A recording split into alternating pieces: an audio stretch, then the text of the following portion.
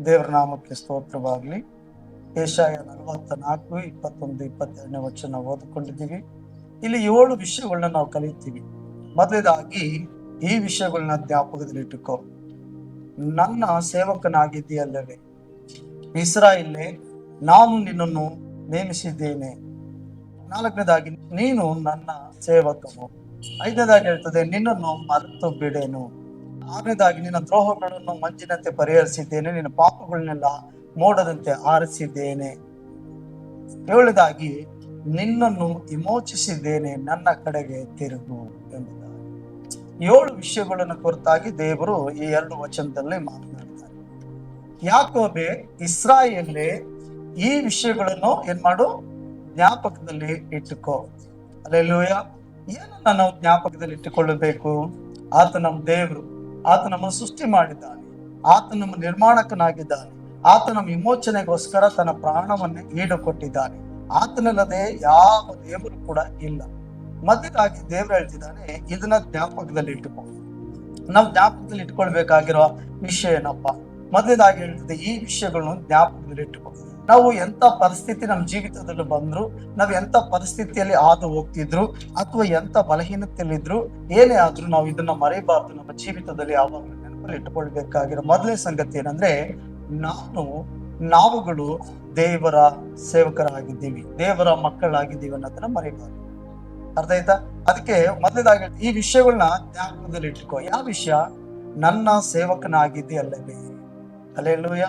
ನಾವು ಯಾವಾಗ್ಲೂ ಇದನ್ನ ನೆನಪಲ್ಲಿ ಇಟ್ಟುಕೊಳ್ಬೇಕು, ಮರೆಯಕ್ ಹೋಗ್ಬಾರ್ದು. ನಮ್ಮ ಪರಿಸ್ಥಿತಿಗಳು ಏನೇ ಆಗಿರ್ಬೋದು, ನಮ್ಮ ಹೋರಾಟಗಳು ಏನೇ ಆಗಿರ್ಬೋದು, ಅಥವಾ ನಮ್ಮ ಪ್ರಾರ್ಥನೆಗಳಿಗೆ ತಡೆ ಆಗಿರ್ಬೋದು, ನಾವು ಅನ್ಕೊಂಡಿದ್ದಾಗ ಸಿಗದೇ ಇರ್ಬೋದು, ನಾವು ಅನೇಕ ವಿಧವಾದಂತ ಅವಮಾನ ನಿಂದೆಗಳಲ್ಲಿ ಹಾದು ಹೋಗ್ತಿರ್ಬೋದು, ಅಥವಾ ಬಲಹೀನತೆಗಳಲ್ಲಿ ಹೋಗ್ತಾ ಇರ್ಬೋದು.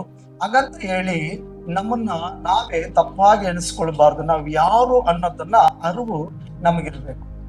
ನಾವು ಯಾರು ಅನ್ನೋದು ತಿಳುವಳಿಕೆ ನಮಗಿರ್ಬೇಕು. ನಾವು ಯಾರನ್ನ ಸೇವಿಸ್ತಾ ಇದ್ದೀವಿ, ನಾವು ಆ ದೇವರು ಯಾರು ಎಂಬುದಾಗಿ ತಿಳ್ಕೊಳ್ಳುವ ತಿಳುವಳಿಕೆ ನಮ್ಮೊಳಗಡೆ ಇರಬೇಕು.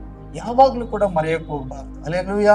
ಯಾವಾಗ ನಾವು ಮರಿತೀವೋ ಆಗ ಸೈತಾನ ಏನ್ ಮಾಡ್ತಾನೆ ಅಂದ್ರೆ, ನಮ್ಮ ಜೀವಿತದಲ್ಲಿ ಸೋಲುಗಳು, ನಿರಾಸೆಗಳನ್ನ ತರಲಿಕ್ಕೆ ಪ್ರಯತ್ನಿಸ್ತಾನೆ. ಮತ್ತೆ ನಂಬಿಕೆಯಲ್ಲಿ ಜೀವಿಸಕ್ಕಾಗದೆ ನಂಬಿಕೆಯಲ್ಲಿ ಬಿದ್ದೋಗುವಂತೆ ಮಾಡಿ, ನಾವು ಆಧ್ಯಾತ್ಮಿಕ ಜೀವಿತದಲ್ಲಿ ಬಲಗೊಳ್ಳದಂತೆ ದೇವರ ವಿಷಯದಲ್ಲಿ ಅನುಮಾನ ಪಡುವ ಹಾಗೆ ಸೈತಾನ ನಮ್ಮನ್ನು ರೂಪಿಸ್ಬಿಡ್ತಾನೆ. ಅದಕ್ಕಾಗಿ ನಾನು ಯಾರು ಎಂಬುದಾಗಿ, ಕ್ರಿಸ್ತನಲ್ಲಿ ನಾನು ಏನಾಗಿದ್ದೀನಿ ಎಂಬುದಾಗಿ ನಮ್ಗೆ ತಿಳುವಳಿಕೆ ಇರಬೇಕು. ಅದಕ್ಕೆ ಸ್ವಾಮಿ ಹೇಳ್ತಾರೆ, ಈ ವಿಷಯಗಳನ್ನು ಜ್ಞಾಪಕದಲ್ಲಿ ಇಟ್ಟುಕೋ, ನನ್ನ ನನ್ನ ಸೇವಕಿ ಆಗಿದೆಯಲ್ಲವೇ ಅಂತ ವಾಕ್ಯ ಹೇಳ್ತದೆ. ಹಾಗಾದ್ರೆ ನಾವು ದೇವರ ಸೇವಕರಾಗಿದ್ದೀವಿ. ದೇವರ ಸೇವಕರು ಅಂತ ಹೇಳುವಾಗ ಬರೀ ಪಾಸ್ಟರ್ಗೆ ಮಾತ್ರ ಸೇವಕರು ಅಂತ ಕರೀತಾರೆ ಅಂತಲ್ಲ. ನಾವೆಲ್ಲರೂ ದೇವರ ಮಕ್ಕಳಾಗಿ ಮತ್ತೆ ಆತನ ಸೇವೆ ಮಾಡೋದಕ್ಕಾಗಿ ಕರೆಯಲ್ಪಟ್ಟಿದ್ದೀವಿ. ಸೇವೆ ಅಂತ ಹೇಳುವಾಗ ಒಂದೇ ವಿಧವಾದ ಸೇವೆಗಳಿಲ್ಲ ಭೂಮಿ ಮೇಲೆ ಪ್ರೇರೆ. ಆದ್ರಿಂದ ಮುಂದೆ ನಿಂತುಕೊಂಡು ದೇವರ ವಾಕ್ಯ ಉಪದೇಶ ಮಾಡೋದೇ ಸೇವೆ, ಸಭಾಪಾಲಕರ ಸೇವೆ ಮಾಡೋದೇ ಸೇವೆ, ನಾವು ಕೂಡ ಈ ರೀತಿಯಾಗಿ ಆಡನಾಡಿ ಚರ್ಚೆ ನಡೆಸೋದೇ ಸೇವೆ ಅಂತ ತಿಳ್ಕೊಬಾರ್ದು. ಅಥವಾ ನಾವು ಆ ರೀತಿ ಮಾಡ್ತಿಲ್ವಲ್ಲ, ಅದ್ರಿಂದ ಇದು ನಮಗ ಅನ್ವಯಿಸುವುದಿಲ್ವೇನೋ ಅಂತಾನು ತಿಳ್ಕೊಳ್ಬಾರ್ದು. ಹಲ್ಲೆಲೂಯಾ. ದೇವರನ್ನ ಆರಾಧನೆ ಮಾಡುವವರು ಎಲ್ಲರೂ ಕೂಡ ಆತನ ಸೇವಕರಾಗಿದ್ದಾರೆ. ಹಲ್ಲೆಲೂಯಾ. ನಾವು ಇತರರಿಗೆ ಸುವಾರ್ತೆ ಸಾರುವಾಗ ನಾವು ಸೇವಕಿಯಾಗಿ ಬದಲಾಗಿರ್ತೀವಿ. ಹಲ್ಲೆಲೂಯಾ. ಸೇವೆ ಅಂತ ಹೇಳುವಾಗ ವಿಧ ವಿಧವಾದ ಸೇವೆಗಳಿದೆ ನೋಡಿ. ಸಭೆಯಲ್ಲಿ ಹಾಸೋದು, ಮತ್ತೆ ಕಸ ಹೊಡೆದು ನೆಲ ಒರೆಸೋದು, ಮತ್ತೆ ಆರಾಧನೆಗಳಿಗಾಗಿ ರೆಡಿ ಮಾಡೋದು ಕೂಡ ಒಂದು ಸೇವೆನೆ. ಸೇವಕರ ಜೊತೆ ಇದ್ದು ಸಹ ಸೇವೆ ಮಾಡೋದು ಸೇವೆನೆ, ಸೇವಕರಾಗಿದ್ದು ಸೇವೆ ಮಾಡೋದು ಸೇವೆನೆ. ಮತ್ತೆ ನಾವು ಸಂಪಾದಿಸಿ ನಮ್ಮ ಹಣವನ್ನ ದೇವರ ಸೇವೆಯಲ್ಲಿ ಕಾಣಿಕೆ ಮೂಲಕವಾಗಿ, ದಸಂಭಾಗಗಳ ಮೂಲಕವಾಗಿ ಅಥವಾ ಸೇವೆಗೆ ನಾವು ಸಹಾಯ ಮಾಡೋದು ಒಂದು ಉತ್ತಮವಾದಂತ ಸೇವೆಯಾಗಿದೆ. ಇತರಿಗೆ ನಾವು ಕರಪತ್ರಿಕೆ ಕೊಡುವಂಥದ್ದು, ಇದಕ್ಕಿಂತ ಹೆಚ್ಚಾಗಿ ನಾವು ಇತರಿಗೋಸ್ಕರ ಭಾರ ತೆಗೆದು ಪ್ರಾರ್ಥನೆ ಮಾಡುವುದು ಕೂಡ ಸೇವೆಯಾಗಿದೆ. ಸೇವೆ ಅಂತಂದ್ರೆ ಜನರ ಮುಂದೆ ಕಾಣಿಸ್ಕೊಂಡು ಮಾಡೋದೇ ಸೇವೆ ಅಲ್ಲ. ಹಲ್ಲೆಲೂಯಾ. ಹಿಂದೆ ಮಾಡುವಂತ ಸೇವೆ ದೊಡ್ಡ ಸೇವೆ ಆಗಿರ್ತದೆ. ಅಂದ್ರೆ ಪ್ರಾರ್ಥನೆ ಮಾಡೋದು ಸೇವೆ ಆಗಿದೆ. ಮತ್ತೆ ಸೇವೆಯಲ್ಲಿ ನಾವು ನೋಡುವಾಗ ನಿರ್ಗತಿಕರಿಗೆ, ಬಡವರಿಗೆ, ದರಿದ್ರರಿಗೆ ಏನಾದ್ರೂ ಒಂದು ಸಹಾಯ ಮಾಡುವಂಥದ್ದು, ಅವ್ರಿಗಾಗಿ ಪ್ರಾರ್ಥನೆ ಮಾಡುವಂಥದ್ದು, ಅಥವಾ ಅವ್ರನ್ನ ಆರೈಕೆ ಮಾಡುವಂಥದ್ದು, ಅವ್ರಿಗೆ ವಸ್ತ್ರಗಳನ್ನ, ಊಟಗಳನ್ನ ಕೊಡುವಂಥದ್ದು ಒಂದು ಸೇವೆಯಾಗಿದೆ. ಹೀಗೆ ಸೇವೆಯಲ್ಲಿ ನಾವು ವಿಧ ವಿಧವಾದ ಸೇವೆಗಳನ್ನ ನೋಡ್ತೀವಿ. ಎಲ್ಲವೂ ಕೂಡ ಸೇವೆ ಎಂಬುದಾಗಿ ಕರೆಯಲ್ಪಡ್ತದೆ. ಅವರು ಆ ಸೇವೆಯನ್ನ ಮಾಡ್ತಿದ್ದಾರೆ ಎಂಬುದಾಗಿ ಕರೆಯಲ್ಪಡ್ತಾರೆ. ಆದ್ರಿಂದ ದೇವರ ಮಕ್ಕಳಾದ ನಾವು ವಿಧ ವಿಧವಾದ ಸೇವೆಗಳಲ್ಲಿ ಕರೆಯಲ್ಪಟ್ಟಿದ್ದೀವಿ.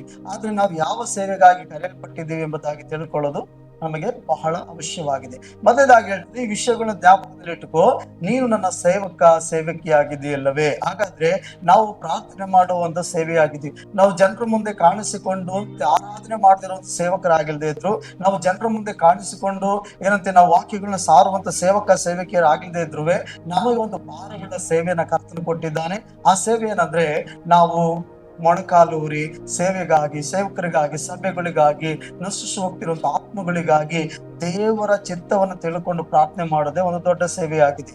ಪ್ರಾರ್ಥನೆ ಸೇವೆಯು ಕೂಡ ದೊಡ್ಡ ಸೇವೆಯಾಗಿದೆ. ಅದಕ್ಕಾಗಿ ನೋಡಿ, ಪೌಲನು ಏನ್ ಮಾಡ್ತಾನೆ ಅಂದ್ರೆ, ಸಭೆಗಳನ್ನು ಕೇಳ್ಕೊಳ್ತಾನೆ, ನೀವು ನಮಗೋಸ್ಕರ ಪ್ರಾರ್ಥನೆ ಮಾಡ್ರಿ. ದೇವರು ತನ್ನ ಸತ್ಯಾರ್ಥವನ್ನ ನಾವು ಏನಂತೆ ಮುಚ್ಚುಮರೆ ಇಲ್ಲದೆ, ಯಾವ ಭಯ ಭೀತಿ ಇಲ್ಲದಂತೆ ಆ ಗಳಿಗೆಯಲ್ಲಿ ಹೇಳತಕ್ಕ ಸಮಯದಲ್ಲಿ ನಾವು ನಿರ್ಭೀತಿಯಿಂದ ಅಂದ್ರೆ ಭಯ ಇಲ್ಲದವರಾಗಿ ಪ್ರಕಟಿಸುವುದಕ್ಕೆ ಸಹಾಯ ಮಾಡುವಂತೆ ನೀವು ನಮಗೋಸ್ಕರ ಏನ್ ಮಾಡ್ರಿ, ಪ್ರಾರ್ಥಿಸ್ರಿ ಎಂಬುದಾಗಿ ಹೇಳ್ತಾರೆ. ಹಲ್ಲೆಲೂಯಾ. ಪೇತ್ರನು ಸೆರೆಮನೆಯಲ್ಲಿದ್ದಾಗ ಹೆರೋದನು ಯಾಕೋಬನನ್ನ ಕೊಲ್ಲಿಸಿದ್ದಾನೆ. ಈಗ ಈ ಪಸ್ತಬ್ಬ ಆದ್ಮೇಲೆ ಪೇತ್ರನ ಕೊಲ್ಲಿಸಬೇಕು ಅಂತ ಹೇಳ್ತಾನೆ. ಮುಂಜಾನೆ ನೋಡಿದ್ರೆ ಆತನನ್ನ ತಲೆ ಕಡಿಬೇಕು, ಮರಣದಂಡನೆಗೆ ಒಪ್ಪಿಸಬೇಕು ಎಂಬುದಾಗಿ ಹೆರೋದನ ಆಲೋಚನೆ ಆಗಿತ್ತು. ಆದ್ರೆ ಸಭೆಯರು ಏಕ ಮನಸ್ಸಿನಿಂದ ಕೂಡಿ ಪ್ರಾರ್ಥನೆ ಮಾಡುವಾಗ ರಾತ್ರಿಯಲ್ಲಿ ದೂತನನ್ನ ದೇವರು ಕಳಿಸಿ ಆ ಸೆರೆಮನೆಯಲ್ಲಿದ್ದಂತ ಪೇತ್ರನ್ನ ಏನ್ ಮಾಡ್ತಾರೆ, ದೇವರು ಬಿಡುಗಡೆ ಮಾಡಿ ಹೊರಗಡೆ ತೆಗೆದುಕೊಂಡು ಬರ್ತಾರೆ. ಇದು ದೊಡ್ಡ ಸೇವೆ. ಆದ್ರಿಂದ ನಾವು ಪ್ರಾರ್ಥನೆ ಮಾಡೋದೇ ಒಂದು ದೊಡ್ಡ ಸೇವೆಯಾಗಿದೆ. ಯಾವಾಗ ನಾವು ಪ್ರಾರ್ಥನೆ ಮಾಡ್ತೀವೋ ಅದಕ್ಕಿಂತ ದೊಡ್ಡ ಸೇವೆ ಯಾವುದು ಕೂಡ ಇಲ್ಲ. ಅದಕ್ಕಾಗಿ ಇವತ್ತು ನಾವು ಪ್ರಾರ್ಥನೆ ಜೀವಿತಗಳು ಕಮ್ಮಿ ಆಗಿದೆ, ಮತ್ತೆ ನಾವು ಮಾಡುವ ಸೇವೆಗಳು ಕಾರ್ಯರೂಪದಲ್ಲಿ ಹೆಚ್ಚಾಗಿದೆ. ಆದ್ರಿಂದ ನಾವು ಸೇವೆ ಮಾಡ್ತೀವಲ್ಲ ಅಂತ ಹೇಳಿ ನಾವು ಸೇವಕರು ಅಂತ ಹೇಳಿ ಕರೆಯಲ್ಪಡ್ತೀವಿ. ಆದ್ರೆ ದೇವರು ಬಯಸೋದು ನಮ್ಮಿಂದ ಏನಂದ್ರೆ ಹೆಚ್ಚಾಗಿ ಪ್ರಾರ್ಥನೆಯ ಸೇವೆಯಾಗಿದೆ. ಹಲ್ಲೆಲೂಯಾ. ಆದ್ರಿಂದ ಬೇರೆ ನಾವು ಸೇವೆ ಅಂತ ಹೇಳುವಾಗ, ನಾವು ಸೇವಕರು ಅಂತ ಹೇಳುವಾಗ ನಾನಲ್ವಲ್ಲ ಎಂಬುದಾಗಿ ನೆನೆಸಬಾರದು. ನಾವೆಲ್ಲರೂ ಕೂಡ ದೇವರ ಸೇವಕರಾಗಿದ್ದೀವಿ, ಅಂದ್ರೆ ದೇವರ ಸೇವೆನ ಮಾಡುವವರಾಗಿದ್ದೀವಿ. ಹಾಗಾದ್ರೆ ನಮಗೆ ಕೊಡಲ್ಪಟ್ಟಂತ ಸೇವೆಗಳು, ಕರೆಯುವಿಕೆಗಳನ್ನ ನಾವು ಗುರುತಿಸಿ ತಿಳ್ಕೊಂಡು ಅದರಲ್ಲಿ ನಾವು ನಂಬಿಕಸ್ಥರಾಗಿದ್ದು ಕರ್ತನ ಚಿತ್ತವನ್ನ ನೆರವೇರಿಸುವವರಾಗಿದ್ದೀವಿ. ಹಲ್ಲೆಲೂಯಾ. ಮೂರನೇದಾಗಿ ನಾವು ನೋಡ್ತೀವಿ, ಇಸ್ರಾಯೇಲೇ ನಾನು ನಿನ್ನನ್ನು ನೇಮಿಸಿದ್ದೇನು. ನೋಡಿ, ಮೂರನೇದಾಗಿ ಹೇಳ್ತಾನೆ ದೇವರು, ನಾನು ನಿನ್ನನ್ನು ನೇಮಿಸಿದ್ದೀನಿ. ಹಾಗಾದ್ರೆ ದೇವರು ಯಾವುದೋ ಒಂದು ಕೆಲಸಕ್ಕಾಗಿ ನಮ್ಮನ್ನು ನೇಮಿಸಿದ್ದಾನೆ. ದೇವರು ನಮ್ಮನ್ನು ಸೇವೆಗಾಗಿ ನೇಮಿಸಿದ್ದಾನೆ. ದೇವರನ್ನು ಆರಾಧನೆ ಮಾಡೋದಕ್ಕಾಗಿ ನಮ್ಮನ್ನು ನೇಮಿಸಿದ್ದಾನೆ. ದೇವರ ರಾಜ್ಯದಲ್ಲಿ ಬಿತ್ತುವುದಕ್ಕಾಗಿ, ಕೊಡುವುದಕ್ಕಾಗಿ ನಮ್ಮನ್ನು ನೇಮಿಸಿದ್ದಾನೆ. ದೇವರು ನಮ್ಮನ್ನು ಪ್ರಾರ್ಥನೆ ಮಾಡೋದಕ್ಕಾಗಿ ನೇಮಿಸಿದ್ದಾನೆ. ದೇವರು ಸೇವೆಯಲ್ಲಿ ಪಾಲ್ ತೆಗೆದುಕೊಂಡು ಸಹ ಸೇವೆನ ಮಾಡೋದಕ್ಕಾಗಿ ನಮ್ಮನ್ನು ನೇಮಿಸಿದ್ದಾನೆ. ಆರಾಧನೆಗಳಲ್ಲಿ ಪಾಲ್ ತೆಗೆದುಕೊಳ್ಳೋದಕ್ಕೆ ನಮ್ಮನ್ನು ನೇಮಿಸಿದ್ದಾನೆ. ಸಭೆಯ ಕಾರ್ಯ ಚಟುವಟಿಕೆಗಳಲ್ಲಿ, ಸಭೆಯ ಕೆಲಸ ಕಾರ್ಯಗಳಲ್ಲಿ ಪಾಲ್ ತೆಗೆದುಕೊಳ್ಳುವುದಕ್ಕೆ ದೇವರು ನಮ್ಮನ್ನು ನೇಮಿಸಿದ್ದಾನೆ. ವಿಧವಾಗಿ ದೇವರು ನಮ್ಮನ್ನು ನೇಮಿಸಿದ್ದಾನೆ. ಅದಕ್ಕಾಗಿ ದೇವರು ಎಜೆಕಿಯೇಲನಿಗೆ ಹೇಳ್ತಾರೆ, ನಾನು ನಿನ್ನನ್ನ ಏನಂತ ದೇಶಕ್ಕೆ ಒಬ್ಬ ಕಾವಲುಗಾರನಾಗಿ ನೇಮಿಸಿದ್ದೇನೆ. ಹಾಗಾಗಿ ನಿನ್ನ ಕಣ್ಣಿಗೆ ನಿದ್ರೆ ಕೊಡದೆ ಹಗಲಿರುಳು ನನ್ನ ಜನರು ಮಾಡುವಂತ ತಪ್ಪುಗಳ ದ್ರೋಹಗಳನ್ನ ನೀನೇನ್ ಮಾಡು, ಸಾರ್ತಾ ಇರೋ, ಅವ್ರಿಗೆ ತಿಳಿಸ್ತಾ ಇರು ಎಂಬುದಾಗಿ ಹೇಳ್ತಾನೆ. ಮತ್ತೆ ಯೆರೆಮೀಯನು ನೋಡಿ, ದೇವರು ಹೇಳ್ತಾನೆ, ನಾನು ನಿನ್ನನ್ನ ನನ್ನ ಜನರಿಗೆ ತಾಮ್ರದ ಕದವಾಗಿ ನಿಮ್ಮನ್ನು ಗಟ್ಟಿ ಮಾಡಿದ್ದೀನಿ, ಅವ್ರು ನೋಡಿ ಹಂಚಬೇಡ, ಭಯಪಡಬೇಡ ಎಂಬುದಾಗಿ ಅವ್ರಿಗಾಗಿ ನೀನೇನ್ ಮಾಡ್ತಾ ಇರೋ, ಪ್ರಾರ್ಥಿಸ್ತಾ ಇರು ಅಂತ ಹೇಳ್ತಾನೆ. ಹಾಗಾಗಿ ಯೆರೆಮೀಯನನ್ನ ದೇವರು ಪ್ರಾರ್ಥನೆ ಮಾಡೋದಕ್ಕಾಗಿ, ಜನರಿಗೆ ದೇವರ ಚಿತ್ತವನ್ನು ತಿಳಿಸೋದಕ್ಕಾಗಿ ನೇಮಿಸಲ್ಪಟ್ಟ. ನನಗೆ ನೋಡುವಾಗ ಜನರು ತಪ್ಪು ಮಾಡುವಾಗ ಆ ತಪ್ಪುಗಳನ್ನ ಎತ್ತಿ ಸಾರಿ ದೇವರ ಕಾರ್ಯಗಳನ್ನು ಪ್ರಕಟಿಸುವುದಕ್ಕಾಗಿ ನೇಮಿಸಿದನ್ನೋದನ್ನು ನಾವು ನೋಡ್ತೀವಿ. ಹಾಗಾದ್ರೆ ದೇವರು ನಮ್ಮನ್ನ ನೇಮಿಸಿದ್ದಾನೆ, ದೇವರು ನಮ್ಮನ್ನ ಕರೆದು ನೇಮಿಸಿದ್ದಾನೆ. ಅದಕ್ಕೆ ಹೇಳ್ತಾನೆ, ಇಸ್ರಾಯೇಲೇ ನಾನು ನಿನ್ನನ್ನು ನೇಮಿಸಿದ್ದೇನು. ದೇವರು ನಮ್ಮನ್ನ ನೇಮಿಸಿದ್ದಾನೆ. ಅದಕ್ಕಾಗಿದ್ದೇನೆ ನಾವು ಭೂಮಿ ಮೇಲೆ ಬದುಕಿದ್ದೀವಿ. ನೋಡಿ, ತಂದೆಯಾದ ದೇವರು ಕರ್ತನಾದ ಯೇಸು ಕ್ರಿಸ್ತನನ್ನ ನಮಗೋಸ್ಕರ ನೇಮಿಸ್ತಾ, ನಮ್ಮ ಪಾಪಗಳಿಗಾಗಿ ಸಿಲುವೆ ಮೇಲೆ ಪ್ರಾಣ ಕೊಡುವುದಕ್ಕಾಗಿ, ನಮ್ಮನ್ನು ವಿಮೋಚಿಸುವುದಕ್ಕಾಗಿ, ಆತನ ಮಕ್ಕಳಾಗಿ ನಮ್ಮನ್ನು ರೂಪಾಂತರ ಪಡಿಸುವುದಕ್ಕಾಗಿ, ಮತ್ತೆ ಆತನ ನೀತಿಯಲ್ಲಿ ನಾವು ಜೀವಿಸುವುದಕ್ಕಾಗಿ, ಆತನ ಬರುಣದಲ್ಲಿ ಎತ್ತಲ್ಪಡುವುದಕ್ಕಾಗಿ, ಆತನೊಟ್ಟಿಗೆ ನಿತ್ಯವೂ ನಾವು ಜೀವಿಸುವುದಕ್ಕಾಗಿ ಕ್ರಿಸ್ತನು ಬಂದು ನಮ್ಮ ಪಾಪಗಳಿಗಾಗಿ ತನ್ನ ಪ್ರಾಣವನ್ನು ಕೊಡಬೇಕಾಯಿತು, ತನ್ನ ರಕ್ತವನ್ನು ಸುರಿಸಬೇಕಾಯಿತು. ನಮಗಾಗಿ ಸತ್ತು ಹೂಡಲ್ಪಟ್ಟು ಮರಣವನ್ನು ಹೊಂದಿ ಮರಣದ ಬೀಗದ ಕೈಯನ್ನು ತೆಗೆದುಕೊಂಡು ಪುನರುತ್ಥಾನವಾಗಿ ಎದ್ದು ಬರಬೇಕಾಗಿತ್ತು ಪ್ರೇರೆ. ಹಾಗಾದ್ರೆ ಕ್ರಿಸ್ತನಿಗೆ ಇನ್ನೊಂದು ಹೆಸರೇನಂದ್ರೆ ಮೇಸಯ್ಯ ಎಂಬುದಾಗಿ ಅಲ್ವಾ. ಮೇಸಯ್ಯ ಮತ್ತೆ ಕ್ರಿಸ್ತನು ಅಂತ ಹೇಳ್ತೀವಿ. ಕ್ರಿಸ್ತನು ಅಂದ್ರೆ ಏನರ್ಥ? ನೇಮಿಸಲ್ಪಟ್ಟವನು ಎಂಬುದಾಗಿ. ಕ್ರಿಸ್ತನು ಅಂದ್ರೆ ಅಭಿಷೇಕಿಸಲ್ಪಟ್ಟವನು ಮತ್ತು ನೇಮಿಸಲ್ಪಟ್ಟವನು. ಹಾಗಾದ್ರೆ ಕ್ರಿಸ್ತನು ಒಂದು ಕೆಲಸಕ್ಕಾಗಿ ನೇಮಿಸಲ್ಪಟ್ಟಿದ್ದಾನೆ. ಸ್ಥಾನಿಕನಾದ ಯೋಹಾನ ಹೇಳ್ತಾನೆ, ಇಗೋ ಯಜ್ಞಕ್ಕೆ ದೇವರು ನೇಮಿಸಿದಂತ ಕುರಿ ಎಂಬುದಾಗಿ. ಅಲ್ಲೆಲ್ಲೂಯ್ಯ. ಹಾಗಾದ್ರೆ ನಾವು ಯಾವುದೋ ಒಂದು ದೇವರ ಮಹಿಮೆಗಾಗಿ ನೇಮಿಸಲ್ಪಟ್ಟಿದ್ದೀವಿ, ನಾವು ಒಂದು ಉದ್ಧಾರಕ್ಕಾಗಿ ನೇಮಿಸಲ್ಪಟ್ಟಿದ್ದೀವಿ, ಆಶೀರ್ವಾದಕ್ಕಾಗಿ ನೇಮಿಸಲ್ಪಟ್ಟಿದ್ದೀವಿ, ನಾವು ಇತರರನ್ನು ಆಶೀರ್ವದಿಸುವುದಕ್ಕಾಗಿ ನೇಮಿಸಲ್ಪಟ್ಟಿದ್ದೀವಿ, ನಾವು ಇತರರಿಗಾಗಿ ಮಾದರಿಯಾಗಿರುವುದಕ್ಕಾಗಿ ದೇವರಿಂದ ನಾವು ನೇಮಿಸಲ್ಪಟ್ಟಿದ್ದೀವಿ ಪ್ರೇರೆ. ಅಷ್ಟೇ ಅಲ್ಲ, ನಾವು ದೇವರ ಮಹಿಮೆಗಾಗಿ ಏನಂತ ಈ ಲೋಕದಲ್ಲಿ ಶ್ರಮೆ ಸಂಕಟಗಳನ್ನ ಅನುಭವಿಸುವುದಕ್ಕಾಗಿ ನೇಮಿಸಲ್ಪಟ್ಟಿದ್ದೀವಿ. ಯೇಸು ಕ್ರಿಸ್ತ ನಿಮಿತ್ತವಾಗಿ ನಿಂದೆ, ಅವಮಾನ, ತಿರಸ್ಕಾರಗಳನ್ನ, ಪೆಟ್ಟುಗಳನ್ನ ಅನುಭವಿಸೋದಕ್ಕೆ ನಾವು ನೇಮಿಸಲ್ಪಟ್ಟಿದ್ದೀವಿ. ನಾವು ತಪ್ಪಾದ ಕಾರ್ಯಗಳನ್ನ, ಅಂದ್ರೆ ನಾವು ಮಾಡದಿರೋ ತಪ್ಪಾದ ಕಾರ್ಯಗಳನ್ನ ಸುಳ್ಳಾಗಿ ನಮ್ಮ ಮೇಲೆ ಹೊರಿಸುವಾಗ ನಾವು ಅದನ್ನ ಸಹಿಸಿಕೊಂಡು ದೇವರನ್ನ ಮಹಿಮೆಗಾಗಿ ಜೀವಿಸುವುದಕ್ಕಾಗಿ ನಾವು ನೇಮಿಸಲ್ಪಟ್ಟಿದ್ದೀವಿ. ಮತ್ತು ಕ್ರಿಸ್ತನ ಮರಣ, ಆತನ ಪುನರುತ್ಥಾನದ ವಿಷಯದಲ್ಲಿ ಸಾಕ್ಷಿ ಕೊಡುವುದಕ್ಕಾಗಿ ನಾವು ನೇಮಿಸಲ್ಪಟ್ಟಿದ್ದೀವಿ. ಈ ಲೋಕದಲ್ಲಿ ನಾವು ದೇವರಿಗಾಗಿ ಜೀವಿಸುವುದಕ್ಕಾಗಿ, ಸಾಕ್ಷಿಯಾಗಿ ಜೀವಿಸುವುದಕ್ಕಾಗಿ ನೇಮಿಸಲ್ಪಟ್ಟಿದ್ದೀವಿ. ನಾವು ಯಾವುದಕ್ಕಾಗಿ ನೇಮಿಸಲ್ಪಟ್ಟಿದ್ದೀವಿ ಅನ್ನೋದು ತಿಳ್ಕೊಳ್ಬೇಕು, ಬಹಳ ಮುಖ್ಯ. ಅಲ್ಲೆಲ್ಲೂಯ್ಯ.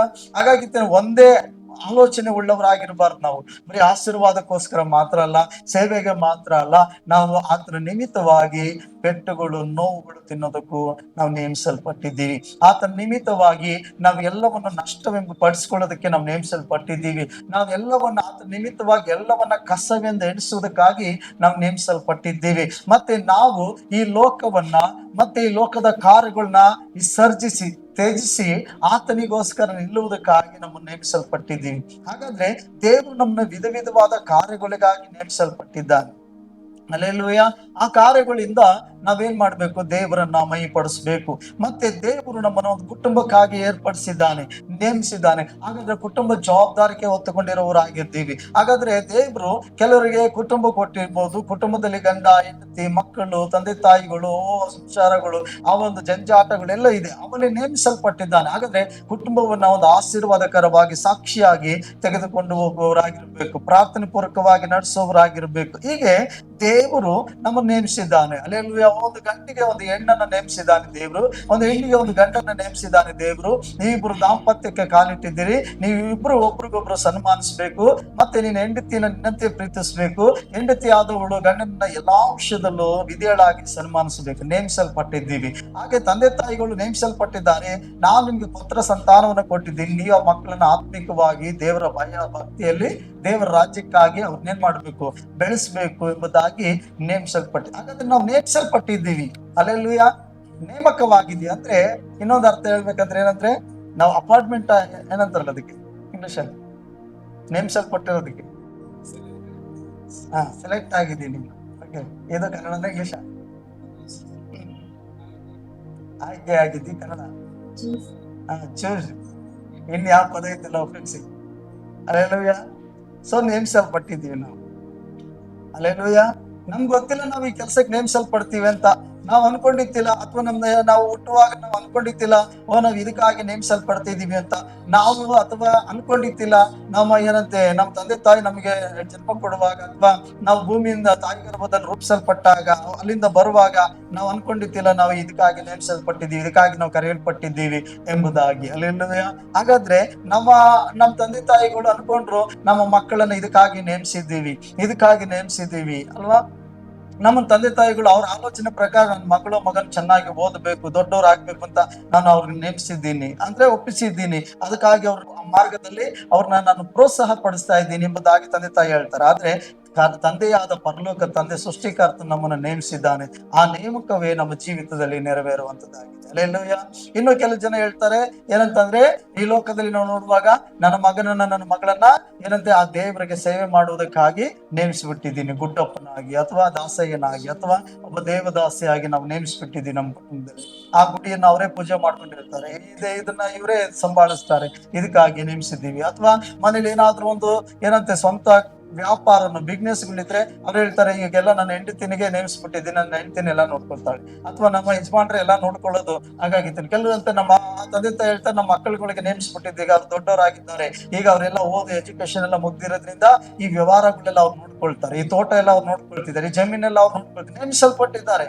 ಹಾಗಾದ್ರೆ ನಾವು ನೇಮಿಸಲ್ಪಟ್ಟಿದ್ದೀವಿ ಈ ಭೂಲೋಕಕ್ಕಾಗಿ. ಹಲ್ಲೆಲೂಯಾ.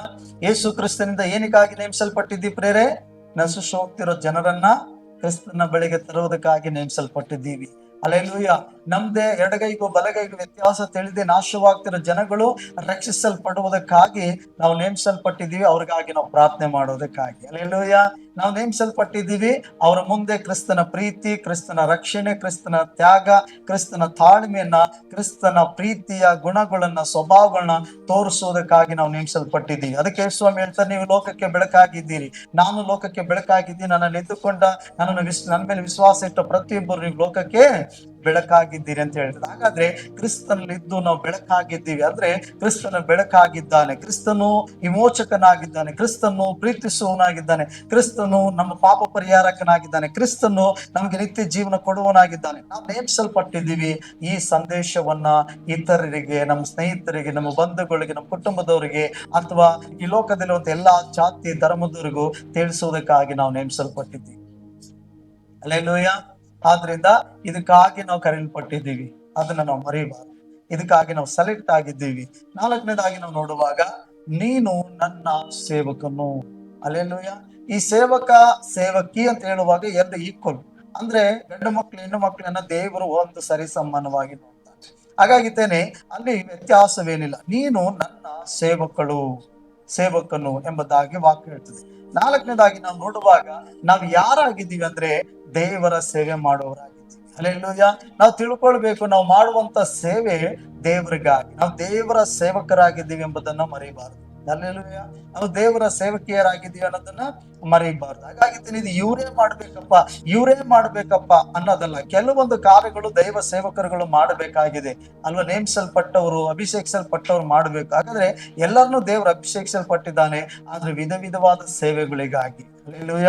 ಮತ್ತೆ ನಾಲ್ಕನೇದಾಗಿ ಹೇಳ್ತದೆ, ನಾವು ದೇವರ ಸೇವಕರಾಗಿದ್ದೀವಿ ಅನ್ನೋದನ್ನ ಮರಿಬಾರ್ದು. ನಾವ್ ಯಾರಾಗಿದ್ದೀವಿ ಅಲ್ವಾ. ಅದಕ್ಕೆ ಏನಂದ್ರೆ, ಅಹಾಬನು ಎಲಿಯನನ್ನ ಹಿಡ್ಕೊಂಡು ಬರುವುದಕ್ಕೆ, ಎಲಿಯನನ್ನ ಕರ್ತೆಗೆದುಕೊಂಡು ಬರೋದಕ್ಕೆ ಸೈನಿಕರನ್ನ, ಸೈನಾಧಿಪತಿಗಳನ್ನ ಕಳಿಸ್ತಾನೆ. ಹಾಗಾಗಿ ಒಂದು ದೊಡ್ಡ ಗುಂಪೆ ಎಲಿನ ಬಳಿಗೆ ಹೋಗ್ತದೆ. ಎಲಿನ ಬಳಿಗೆ ಹೋದಾಗ ಸೈನಾಧಿಪತಿ ಹೇಳ್ತಾನೆ, ದೇವ ಮನುಷ್ಯನೇ, ನನ್ನ ದಣಿಯು ಕರ್ಕೊಂಡ್ ಬಾ ಅಂತ ಹೇಳಿದ್ದಾನೆ ಅಂತ ಹೇಳುವಾಗ, ನಾನು ದೇವರ ಸೇವಕನಾಗಿದ್ದರೆ ಬೆಂಕಿ ಬಿದ್ದು ಏನಾಗ್ಲಿ ನಿಮ್ಮನ್ನ ಜಯಿಸಿ ಬಿಡ್ಲಿ ಅಂತ ಹೇಳುವಾಗ, ಪರಲೋಕದ ಬೆಂಕಿ ಬಿದ್ದು ಅಷ್ಟು ಜನರನ್ನ ಜಯಿಸಿ ಬಿಡ್ತದೆ. ಇನ್ನೊಂದು ಗುಂಪು ಕಳಿಸ್ತಾನೆ, ಮತ್ತೆ ಆತ್ಮ ಕೂಡ ಬಂದು ಹೇಳುವಾಗ, ನಿನ್ನನ್ನ ನನ್ನ ದಣಿ ಕರ್ಕೊಂಡು ಬಾ ಅಂತ ಹೇಳಿದ್ದಾನೆ ಅಂತ ಹೇಳುವಾಗ, ಮತ್ತೆ ಅವನು ಹೇಳ್ತಾನೆ, ನಾನು ದೇವರ ಸೇವಕನಾಗಿದ್ರೆ ಪರಲೋಕದಿಂದ ಬೆಂಕಿ ಬಿದ್ದು ಇವ್ರನ್ನೆಲ್ಲರನ್ನು ಕೂಡ ಏನ್ ಮಾಡ್ಲಿ, ಸರ್ವನಾಶ ಮಾಡ್ಲಿ. ಹಾಗೆ ಮಾಡ್ತದೆ. ಮೂರನೇ ಗುಂಪು ಕಳಿಸುವಾಗ ರಾಜನು ಆ ವ್ಯಕ್ತಿ ಏನ್ ಮಾಡ್ತಾನಂದ್ರೆ, ಬಂದು ಮೊಣಕಾಲೂರಿ ಆ ಎಲಿನ ಬಳಿ ಕೇಳ್ತಾನೆ, ದೇವ ಮನುಷ್ಯನೇ,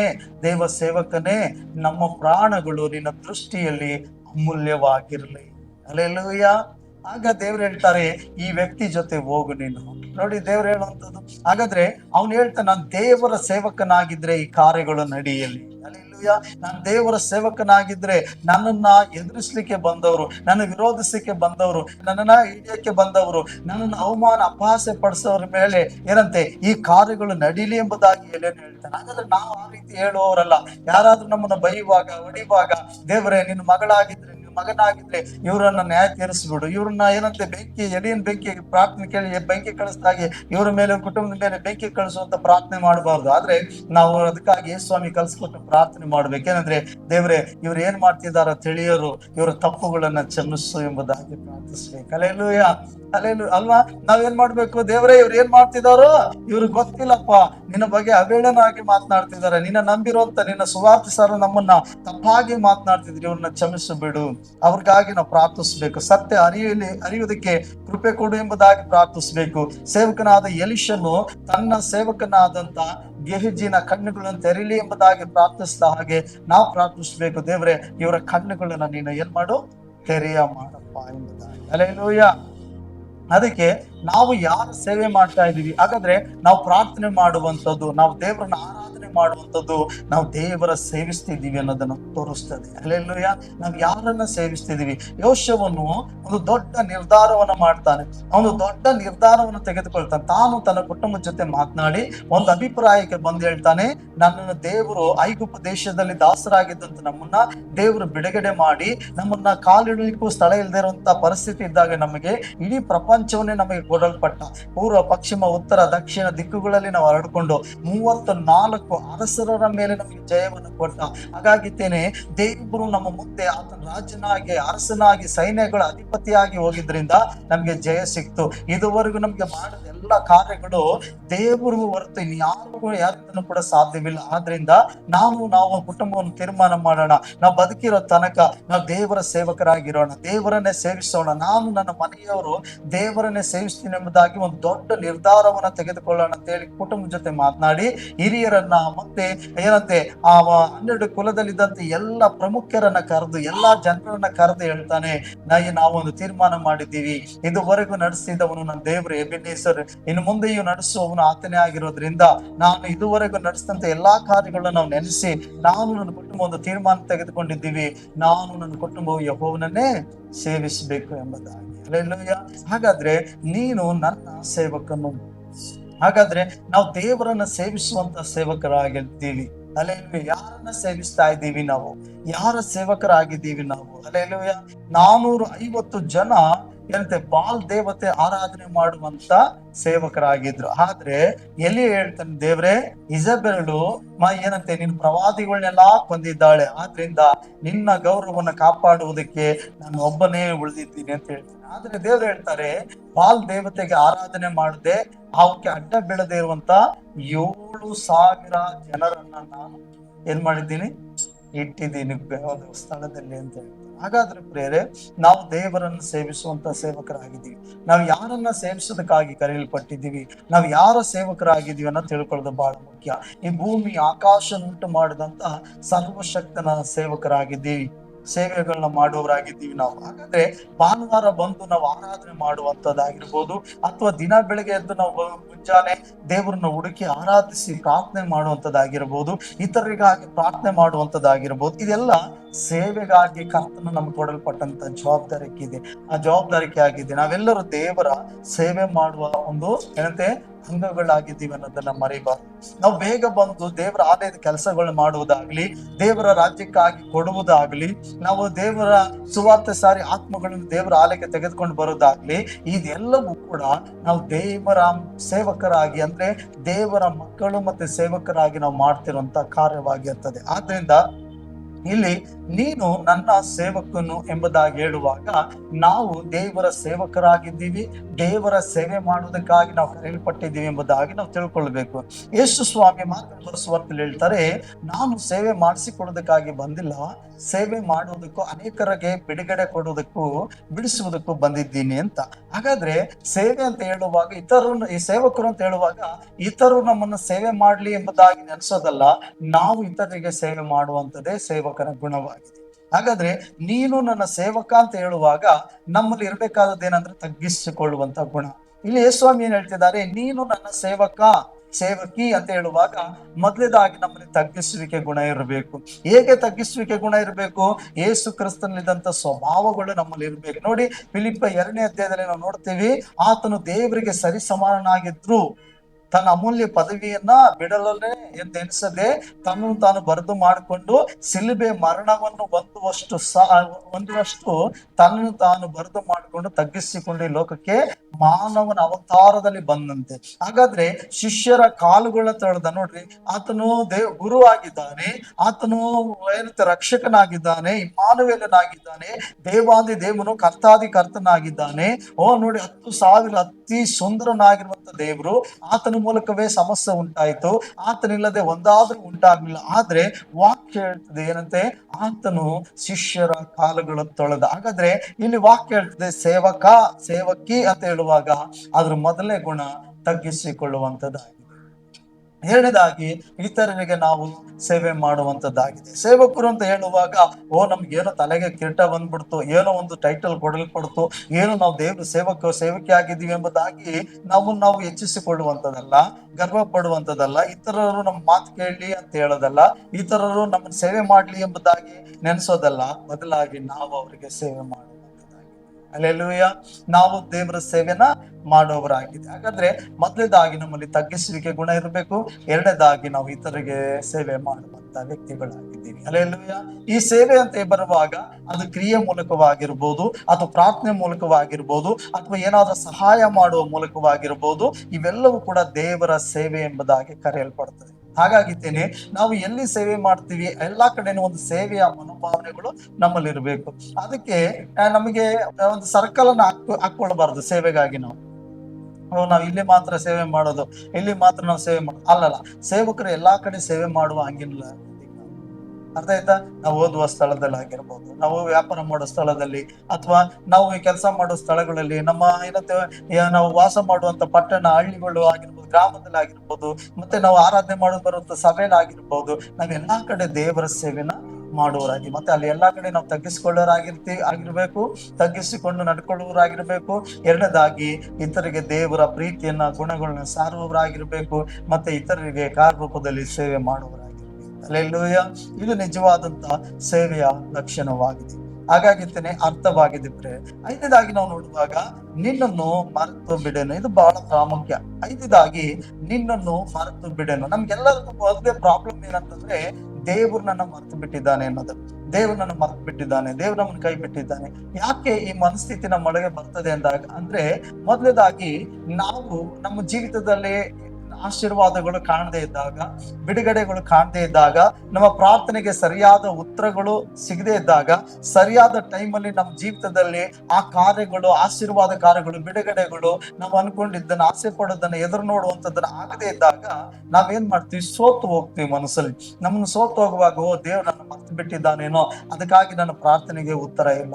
ದೇವ್ರು ನನ್ನ ಮರ್ತು ಬಿಟ್ಟಿದ್ದೇನೆ, ಅದಕ್ಕಾಗಿ ನಾನು ಇನ್ನೂ ವ್ಯಾಧಿಯಲ್ಲಿ ಇದ್ದೀನಿ. ದೇವ್ರು ನನ್ನ ಮರ್ತು ಬಿಟ್ಟಿರ್ಬೋದು, ಅದಕ್ಕಾಗಿ ಚಿಂತೆ, ಅದಕ್ಕಾಗಿ ಹೋರಾಟಗಳು, ಅದಕ್ಕಾಗಿ ನನ್ನ ಪರಿಸ್ಥಿತಿಗಳು ಈಗಿರೋದು, ಅದಕ್ಕಾಗಿ ನನ್ನ ಹಣದ ಸಮಸ್ಯೆಗಳಲ್ಲಿ ನಾನು ಜೀವಿಸ್ತಾ ಇರೋದು. ಅಯ್ಯೋ, ನಾನು ಮರ್ತು ಬಿಟ್ಟಿರ್ಬೇಕು ದೇವ್ರು, ಅದಕ್ಕಾಗಿತ್ತೇನೆ ನಾನು ಪ್ರಾರ್ಥನೆ ಕೇಳದೇ ಇರೋದ್ರಿಂದ ಈ ಸ್ಥಿತಿಲಿ, ಈ ಹೋರಾಟದಲ್ಲಿ, ಶೋಧನೆಯಲ್ಲಿ, ಶ್ರಮೆಯಲ್ಲಿ ನಾನು ಹಾದು ಹೋಗ್ತಿದ್ದೀನಿ ಎಂಬುದಾಗಿ ನಾವು ನೆನೆಸ್ಕೊಳ್ತೀವಿ. ಮತ್ತೆ ಎರಡನೇದಾಗಿ ಏನಂತಂದ್ರೆ, ಯಾವಾಗ ದೇವರು ಮರೆತು ಬಿಟ್ಟಿದ್ದಾನೆ ಅನ್ನೋ ಮನೋಭಾವ ನಮ್ಮಲ್ಲಿ ಬರ್ತದೆ ಅಂತಂದ್ರೆ, ನಾವು ದೇವರಿಗೆ ವಿರುದ್ಧವಾಗಿ ಏನಾದ್ರೂ ಒಂದು ತಪ್ಪು ಮಾಡುವಾಗ, ನಾವು ಹಿಂಜರಿದು ಹೋಗುವಾಗ, ಅಥವಾ ತಪ್ಪಾದ ಕಾರ್ಯಗಳಲ್ಲಿ ಮನಸ್ಸಿಡುವಾಗ, ಅಥವಾ ದೇವರಿಗೆ ಇಷ್ಟ ಚಿತ್ತಕ್ಕೆ ವಿರೋಧವಾಗಿ ಜೀವಿಸುವಾಗ ಮತ್ತೆ ನಮ್ಗೆ ಅನಿಸ್ತದೆ, ಓ ನಾನೀಗ ತಪ್ಪು ಮಾಡ್ಬಿಟ್ಟಿದ್ದೀನಿ, ದೇವ್ರು ನಾನು ಮನಸ್ಸು ಬಿಡ್ತಾನೇನೋ, ದೇವ್ರು ನಾನು ಏನಂತೆ ಈ ವಿರೋಧವಾಗಿ ಈ ಕಾರ್ಯಗಳಲ್ಲಿ ನಾನು ಮನಸ್ಸಿಟ್ಬಿಟ್ಟೆ, ಈ ತಪ್ಪನ್ನ ನಾನು ಮಾಡಬಾರ್ದಾಗಿತ್ತು, ಮಾಡ್ಬಿಟ್ಟೆ ಈ ತಪ್ಪನ್ನ, ಆದ್ರಿಂದ ದೇವ್ರು ನಾನು ಮರೆತು ಬಿಟ್ಟಿದ್ದಾನೇನೋ, ದೇವ್ರು ನನ್ನ ಪ್ರಾರ್ಥನೆಗೆ ಉತ್ತರ ಕೊಡಲ್ವೇನೋ, ದೇವ್ರು ನನ್ನ ಪ್ರಾರ್ಥನೆಗೆ ಏನಂತೆ ಬಿಡುಗಡೆ ಪ್ರಾರ್ಥನೆ ಕೇಳಲ್ವೇನೋ ಅನ್ನೋ ರೀತಿಯಲ್ಲಿ ನಾವೇನ್ ಮಾಡ್ತೀವಿ? ಆತ ನಮ್ಮನ್ನು ಮರೆತು ಬಿಟ್ಟಿದ್ದಾನೆ ಅನ್ನೋದ್ ರೀತಿಯಲ್ಲಿ ನಾವು ಅನ್ಕೊಳ್ತೀವಿ. ಆದ್ರೆ ದೇವರ ವಾಕ್ಯ ಹೇಳ್ತದೆ, ನಿನ್ನನ್ನು ಮರೆತು ಬಿಡೆನು. ದೇವರು ಎಂದಿಗೂ ನಮ್ಮನ್ನ ಮರೆಯುವವನಲ್ಲ. ಹಲ್ಲೆಲೂಯಾ. ನಾವು ಆತನನ್ನ ಮರೆತರು, ಆತನು ನಮ್ಮನ್ನ ಮರೆಯುವಂತ ದೇವರಲ್ಲ. ಅದಕ್ಕೆ ದೇವರು ಹೇಳ್ತಾನೆ, ನಿನ್ನನ್ನು ಮರೆತು ಬಿಡೆನು. ಯೆಶಾಯನ ಗ್ರಂಥ 49ನೇ ಅಧ್ಯಾಯ 15ನೇ ವಚನ ನೋಡುವಾಗ, ಯೇಸು ಸ್ವಾಮಿ ದೇವರು ನನ್ನನ್ನ ಮರೆತು ಬಿಟ್ಟಿದ್ದಾನೇನೋ ಎಂಬುದಾಗಿ ಆಲೋಚನೆ ಮಾಡಿಕೊಳ್ತೀವಲ್ಲ, ಅದಕ್ಕೆ ದೇವರು ನಮಗೆ ಒಂದು ಉದಾಹರಣೆಯಾಗಿ ಹೇಳ್ತಾನೆ. ಏನಂದ್ರೆ, ಚಿಯೋನ್ ನಗರಿಯಾದರೂ ಯೆಹೋವನು ನನ್ನನ್ನು ಕೈ ಬಿಟ್ಟಿದ್ದಾನೆ, ಕರ್ತನು ನನ್ನನ್ನು ಮರೆತಿದ್ದಾನಲ್ಲ ಅಂದುಕೊಂಡಳು. ಒಬ್ಬ ಹೆಂಗಸು ತಾನು ಎತ್ತ ಮಗುವಿನ ಮೇಲೆ ಕರುಣೆ ಇಡದೆ ತನ್ನ ಮಲೆ ಕೂಸನ್ನು ಮರೆತಾಳು. ಒಂದು ವೇಳೆ ಮರೆತಾಳು, ನಾನಾದರೂ ನಿನ್ನನ್ನು ಮರೆಯೇ. ಇಗೋ, ನನ್ನ ಅಂಗೈಯಲ್ಲಿ ನಿನ್ನನ್ನು ಚಿತ್ರಿಸಿದ್ದೇನೆ, ನಿನ್ನ ಪೌಳಿ ಗೋಡೆಗಳು ಸದಾ ನನ್ನ ಕಣ್ಣೆದುರಿನಲ್ಲೇ ಅವೆ. ನೋಡಿ, ದೇವ್ರ ವಾಕ್ಯ ಹೇಳ್ತದೆ, ಚಿಯೋನ್ ನಗರಿಯೇ, ಯೆಹೋವನು ನನ್ನ ಕೈ ಬಿಟ್ಟಿದ್ದಾನೆ, ಕರ್ತನು ನನ್ನ ಮರೆತಿದ್ದಾನಲ್ಲ ಅಂತೇಳಿ ಅನೇಕ ಸಾರಿ ಯೋಚಿಸ್ತಿದ್ಯಲ್ಲ, ಅನೇಕ ಸಾರಿ ನೀನು ಆಲೋಚನೆ ಮಾಡುದಲ್ಲ, ಅನೇಕ ಸಾರಿ ಈ ರೀತಿಯಾದ ಕಲ್ಪನೆಗಳು ಮಾಡ್ಕೊಂಡಲ್ಲ. ಆದ್ರೆ ಒಬ್ಬ ಎತ್ತ ತಾಯಿ ತನ್ನ ಮಲೆ ಕೂಸನ್ನ ಒಂದು ವೇಳೆ ಮರೆತರು ಮರೆಯಬಹುದು, ಆದ್ರೆ ನಾನಾದ್ರೂ ನಿನ್ನನ್ನ ಏನಂತೆ ಮರೆಯನು ಎಂಬುದಾಗಿ ಏನಂತೆ ವಾಕ್ಯ ಹೇಳ್ತಾರೆ. ಹಾಗಾದ್ರೆ ಎತ್ತಂತ ತಾಯಿಗೆ ತನ್ನ ಮಗು ಮುದ್ದಾಗಿದೆ, ಹಾಗಾಗಿತ್ತೇನು ಕಪ್ಪಾಗಿ ಹೆಂಗೆ ಇದ್ರು ಎತ್ತೋರಿಗೆ ಹೆಗಣ ಮುದ್ದಲ್ವಾ? ತಾಯಿ ತನ್ನ ಮಗುವನ್ನ ಮರಿತಾಳ? ಮರೆಯಕ್ಕಾಗ್ತದ? ಇಲ್ಲ. ಆದ್ರೆ ಒಂದು ಕ್ಷಣ ಮರಿಬಹುದು. ನೋಡಿ, ಸಭೆಯಲ್ಲಿ ಬಂದಾಗ ಎಷ್ಟೋ ತಾಯಿಂದರು ಏನ್ ಮಾಡ್ತಾರೆ ಅಂದ್ರೆ, ಇಲ್ಲಿ ಕುತ್ಕೊಂಡು ವಾಕ್ಯವನ್ನು ಕೇಳ್ತಾ ಕೇಳ್ತಾ ವಾಕ್ಯದ ಕಡೆಗೆ ಗಮನ ಕೊಡ್ತಾರೆ. ಆ ಮಗು ಅಲ್ಲಿ ಆಟ ಆಡ್ತಾ ಹಿಂದೆ ಹೊರಗಡೆ ಹೋಗ್ಬಿಟ್ಟಿರ್ತದೆ. ಆ ಮಗು ಹೊರಗಡೆ ಹೋಗೈತೆ, ನಾನು ಈಗ ಪಕ್ಕದಲ್ಲಿ ಮಗು ಇಲ್ಲ ಅನ್ನೋ ಒಂದು ಕ್ಷಣನ ಏನ್ ಮಾಡಿರ್ತಾಳೆ ಆ ತಾಯಿ ಮರ್ತು ಬಿಟ್ಟಿರ್ತಾಳೆ. ಆಗ ಮತ್ತೆ ನೆನಪಾಗ್ತದೆ, ಅಯ್ಯೋ ಮಗು ಇಲ್ವಲ್ಲ, ಮತ್ತೆ ಓಡೈತಾಳೆ, ಹೊರಗಡೆ ಓಡೋಗಿತ್ತೇನೆ, ಮಗು ಎಲ್ಲೈತೋ ಆ ಗೇಟ್ ನಿಂತೈತೋ, ಅಥವಾ ಹೊರಗಡೆ ಹೋಗಿತ್ತೋ, ಇಲ್ಲ ಅಲ್ಲಿ ಕೂತೈತೋ, ಯಾರ ಜೊತೆ ಕರ್ಕೊಂಡು ಬರ್ತಾಳೆ ಮತ್ತೆ ತಾಯಿ. ಹಾಗಾದ್ರೆ ಒಂದು ಕ್ಷಣ ತಾಯಿ ತನ್ನ ಮಗುವನ್ನ ಮರೆಯಬಹುದು, ಆದ್ರೆ ಒಂದು ಕ್ಷಣವೂ ನಿನ್ನನ್ನ ಮರಿದೇ ಇರೋ ದೇವರು ಆತನಾಗಿದ್ದಾನೆ. ಹಲ್ಲೆಲೂಯಾ. ಅದಕ್ಕಾಗಿ ದೇವ್ರು ಹೇಳ್ತಾರೆ, ನಾನಾದ್ರೂ ನಿನ್ನನ್ನು ಮರೆಯೇನು. ನೋಡಿ ಆತನ ವರ್ಣನೆ ನೋಡಿ, ಆತನ ಶಬ್ದ ನೋಡಿ, ಅಲ್ಲಿ ಏನ್ ಹೇಳ್ತಾನೆ, ಯಾಕೋಬೆ, ಇಸ್ರಾಯೇಲೇ, ಈ ವಿಷಯಗಳನ್ನು ಜ್ಞಾಪಕದಲ್ಲಿ ಇಟ್ಟುಕೋ, ನಾನು ನಿನ್ನನ್ನು ಮರೆಯೇ. ಹಲ್ಲೆಲೂಯಾ. ನಾನ್ ತಪ್ಪು ಮಾಡ್ಬಿಟ್ನಲ್ಲ, ಆದ್ರೂ ನಾನು ನಿನ್ನ ಮರೆತಿಲ್ಲಪ್ಪ. ನೀನು ತಪ್ಪು ಮಾಡಿದ್ದಿ, ತಪ್ಪನ್ನ ಬಿಟ್ಟು ಮನೆತರಿಗೆ ಬರೋದಾದ್ರೆ, ಮಾನಸಾಂತರ ಪಟ್ಟು ಬರೋದಾದ್ರೆ ನಾನು ಸೇರಿಸ್ಕೊಳ್ತೀನಿ. ಹಾಗಾದ್ರೆ ದೇವರು ನಮ್ಮನ್ನು ಮರೆಯುವಂತ ದೇವರಲ್ಲ. ಸೈತ ನಮ್ಮನ್ನ ಏನ್ ಮಾಡ್ತಾನೆ ಅಂದ್ರೆ, ನಮ್ಮನ್ನು ವಂಚಿಸ್ತಾ ಇರ್ತಾನೆ. ನೋಡು, ದೇವ್ರಿಗೆ ವಿರುದ್ಧವಾಗಿ ಪಾಪ ಮಾಡಿದೆ, ಇದು ದೇವ್ರಿಗೆ ಇಷ್ಟ ಇಲ್ಲದ ಕಾರ್ಯಗಳು ಮಾಡ್ಬಿಟ್ಟೆ ನೀನು, ಅದಕ್ಕಾಗಿ ದೇವ್ರು ನಿನ್ನ ಮರ್ತು ಬಿಟ್ಟಿದ್ದಾನೆ, ದೇವ್ರು ನಿನ್ನ ಇಷ್ಟನೇ ಪಡಲ್ಲ, ದೇವ್ರು ನಿನ್ನ ಸೇರಿಸ್ಕೊಳ್ಳಲ್ಲ, ದೇವ್ರು ಇಂಥ ನಿನ್ನ ಕಾರ್ಯ ಜೀವಿತಗಳ ಇಂಥ ಕಾರ್ಯಗಳನ್ನ ಮಾಡಕ್ಕೆ ಇಲ್ಲ, ನಿನ್ನನ್ನು ಮುಂದೆ ತೆಗೆದುಕೊಂಡು ಬರಲ್ಲ, ನಿನ್ನ ಆಶೀರ್ವಾದ ಮಾಡಲ್ಲ ಅಂತ ಏನೆಲ್ಲ ಹೇಳ್ತಾ ಇರ್ತಾನೆ. ಆದ್ರೆ ನಾವೇನ್ ಮಾಡ್ಬಾರ್ದು, ಅದನ್ನ ನಂಬಕ್ ಹೋಗ್ಬಾರ್ದು. ಯಾಕಂದ್ರೆ ನನ್ನ ದೇವರು ಮರೆಯ ದೇವರು, ಹಲ್ಲೆಲೂಯಾ, ಮರೆಯುವಂತ ದೇವರಲ್ಲ. ಅದಕ್ಕೆ ನಾವು ನೋಡ್ತೀವಿ, ಯೆರೆಮೀಯ 31:20 ವಚನದಲ್ಲಿ ನಾವು ನೋಡ್ತೀವಿ ವಾಕ್ಯದಲ್ಲಿ, ಎಫ್ರಾಯಿಮೇ ನನ್ನ ಪ್ರಿಯ ಪುತ್ರನು ಏನೋ, ಅವನ ಹೆಸರೆತ್ತಿದಾಗಲೆಲ್ಲ ನನ್ನ ಕರುಳು ಅವನಿಗಾಗಿ ಮರುಗ್ತದೆ ಅಂತ ಹೇಳ್ತದೆ. ಹೆಂಗೆ ಮಕ್ಕಳ ಬಗ್ಗೆ, ತಾಯಿ ಬಗ್ಗೆ, ಮಕ್ಕಳು ತಪ್ಪು ಮಾಡಿರ್ತಾರೆ, ಮಕ್ಕಳು ಅವಿದ್ಯರಾಗಿರ್ತಾರೆ, ಒಂದ್ ವೇಳೆ ಮಕ್ಕಳು ಕುಡುಕರಾಗಿರ್ಬೋದು, ಅಥವಾ ಮಕ್ಕಳು ಏನಾಗಿರ್ಬೋದು, ಒಂದ್ ವೇಳೆ ತಂದೆ ತಾಯಿಗಳಿಗೆ ದೂಷಿಸುವವರಾಗಿರ್ಬೋದು, ಅವ್ರಿಗೆ ದುಃಖ ಪಡಿಸುವವರಾಗಿದ್ರು ಕೂಡ, ತಾಯಿ ತನ್ನ ಮಗುವಿನ ಬಗ್ಗೆ ಕೇಳುವಾಗ, ಮಗುನ ನೆನಪು ಮಾಡ್ಕೊಳ್ಳುವಾಗ, ಅವ್ನು ದೊಡ್ಡವನು ಸಣ್ಣವನು ತನ್ನ ಮಕ್ಕಳ ಬಗ್ಗೆ ನೆನಪು ಮಾಡ್ಕೊಳ್ಳುವಾಗ, ಆ ತಾಯಿ ಕರುಳು ಆ ಮಗುಗಾಗಿ ಏನ್ ಮಾಡ್ತದೆ, ಮರುಗ್ತದೆ. ಅಯ್ಯೋ, ಇವನೊಬ್ಬ ಕುಡಿಯೋದ್ ಬಿಟ್ಟಿದ್ರೆ ಚೆನ್ನಾಗಿರ್ತಿತ್ತೆ, ಅಯ್ಯೋ ಇವನು ಮಾತು ಕೇಳಿದ್ರೆ ಚೆನ್ನಾಗಿರ್ತಿತ್ತೆ, ಅಯ್ಯೋ ಇವನು ಉದ್ಧಾರ ಆಗಿದ್ರೆ ಚೆನ್ನಾಗಿರ್ತಿತ್ತೆ, ಅಯ್ಯೋ ಇವನು ಮದುವೆ ಆಗಿದ್ರೆ ಚೆನ್ನಾಗಿರ್ತಿತ್ತೆ, ಅಯ್ಯೋ ನೋಡಿ ಆ ಮಗನ ನೆನೆಸಿಕೊಳ್ಳುವಾಗ ತಾಯಿಯ ಕರುಳು ಆ ಮಗುಗಾಗಿ ಮರುಗ್ತದಂತೆ. ಹೋದ್ರಿ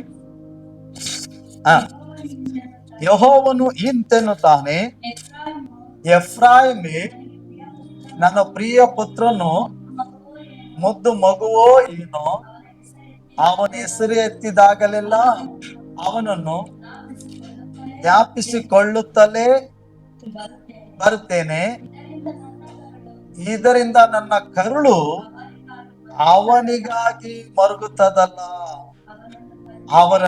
ಅವನನ್ನು ಕರುಣಿಸುವೆನು. ಹಾಗಾದ್ರೆ ದೇವರು ನಮ್ಮ ಹೆಸರೆತ್ತಿಕೊಳ್ಳುವಾಗ, ನಮ್ಮ ನೆನಪು ಆತನಿಗೆ ಬರುವಾಗ ನಮ್ಮ ಮೇಲೆ ಆತನ ಕರುಳು ಮರುಗ್ತದಂತೆ. ಹಲ್ಲೆಲೂಯಾ.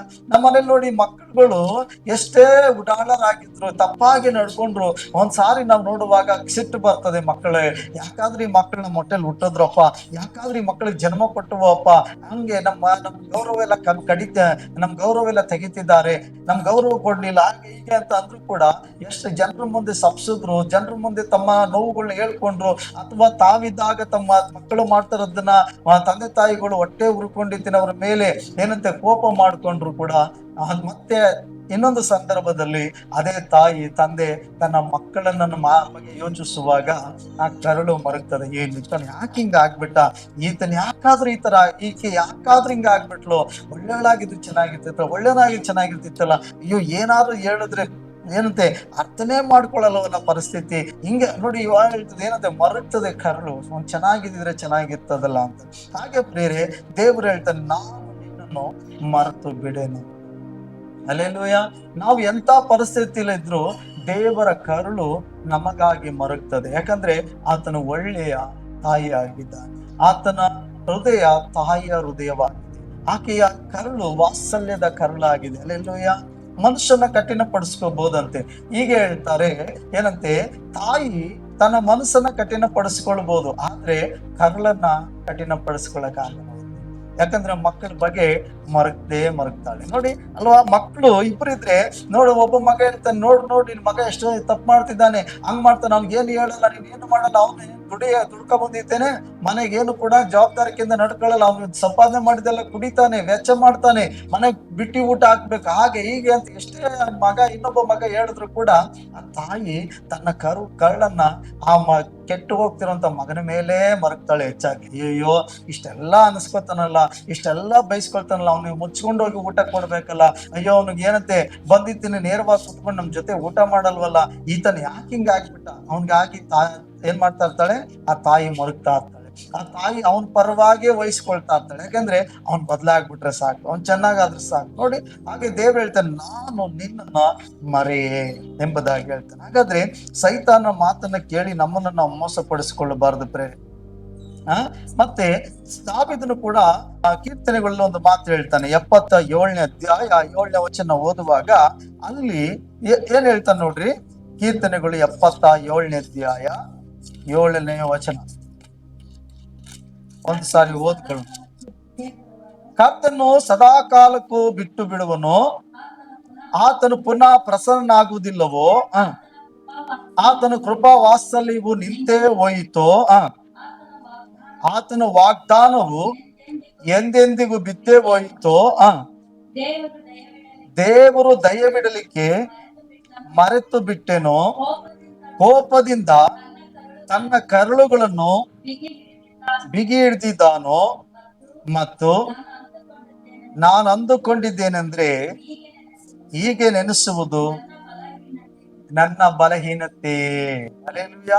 ಹಾಗಾದ್ರೆ ದೇವರು ನನ್ನ ಮರೆತು ಬಿಟ್ಟಿದ್ದಾನೆ, ಆತನ ವಾಗ್ದಾನಗಳು ನನ್ನಲ್ಲಿ ನೆರವೇರುವುದಿಲ್ಲ, ಕೃಪಾ ವಾತ್ಸಲ್ಯವು ನಿಂತೆ ಹೋಯಿತೇನೋ, ಮತ್ತೆ ಆತ ನನ್ನ ಕೈ ಬಿಟ್ಬಿಟ್ನೇನೋ, ಆತನ ಮರೆತು ಬಿಟ್ನೇನೋ, ಆತನು ಮತ್ತೆ ನನಗೆ ಏನಂತೆ ಬಿಡುಗಡೆ ಕೊಡುವುದಿಲ್ವೇನೋ, ಮತ್ತೆ ನಾನು ಉದ್ಧಾರ ಮಾಡುವುದಿಲ್ವೇನೋ, ಮತ್ತೆ ನನ್ನ ಜೊತೆ ಮಾತನಾಡುವುದಿಲ್ವೇನೋ. ಇವೆಲ್ಲ ನೆನೆಸುವುದು ನಮ್ಮ ಬಲಹೀನತೆ ಆಗಿದೆ ಹೊರತು ಏನಂತೆ ನಾವು ಬಲಹೀನತೆಯಲ್ಲಿ ಯೋಚನೆ ಮಾಡುವಂಥದ್ದು. ಅದಕ್ಕೆ ಏನ್ ಹೇಳ್ತಾ ನೋಡಿ, ಆತನ ವಾತ್ಸಲ್ಯದ ಕರುಳು ಏನಂತೆ, ದೇವರು ದಯೆ ಇಡಲಿಕ್ಕೆ ಮರೆತು ಬಿಟ್ಟನೋ, ಕೋಪದಿಂದ ತನ್ನ ಕರುಳುಗಳನ್ನು ಬಿಗಿ ಹಿಡ್ದಿದ್ದಾನೋ.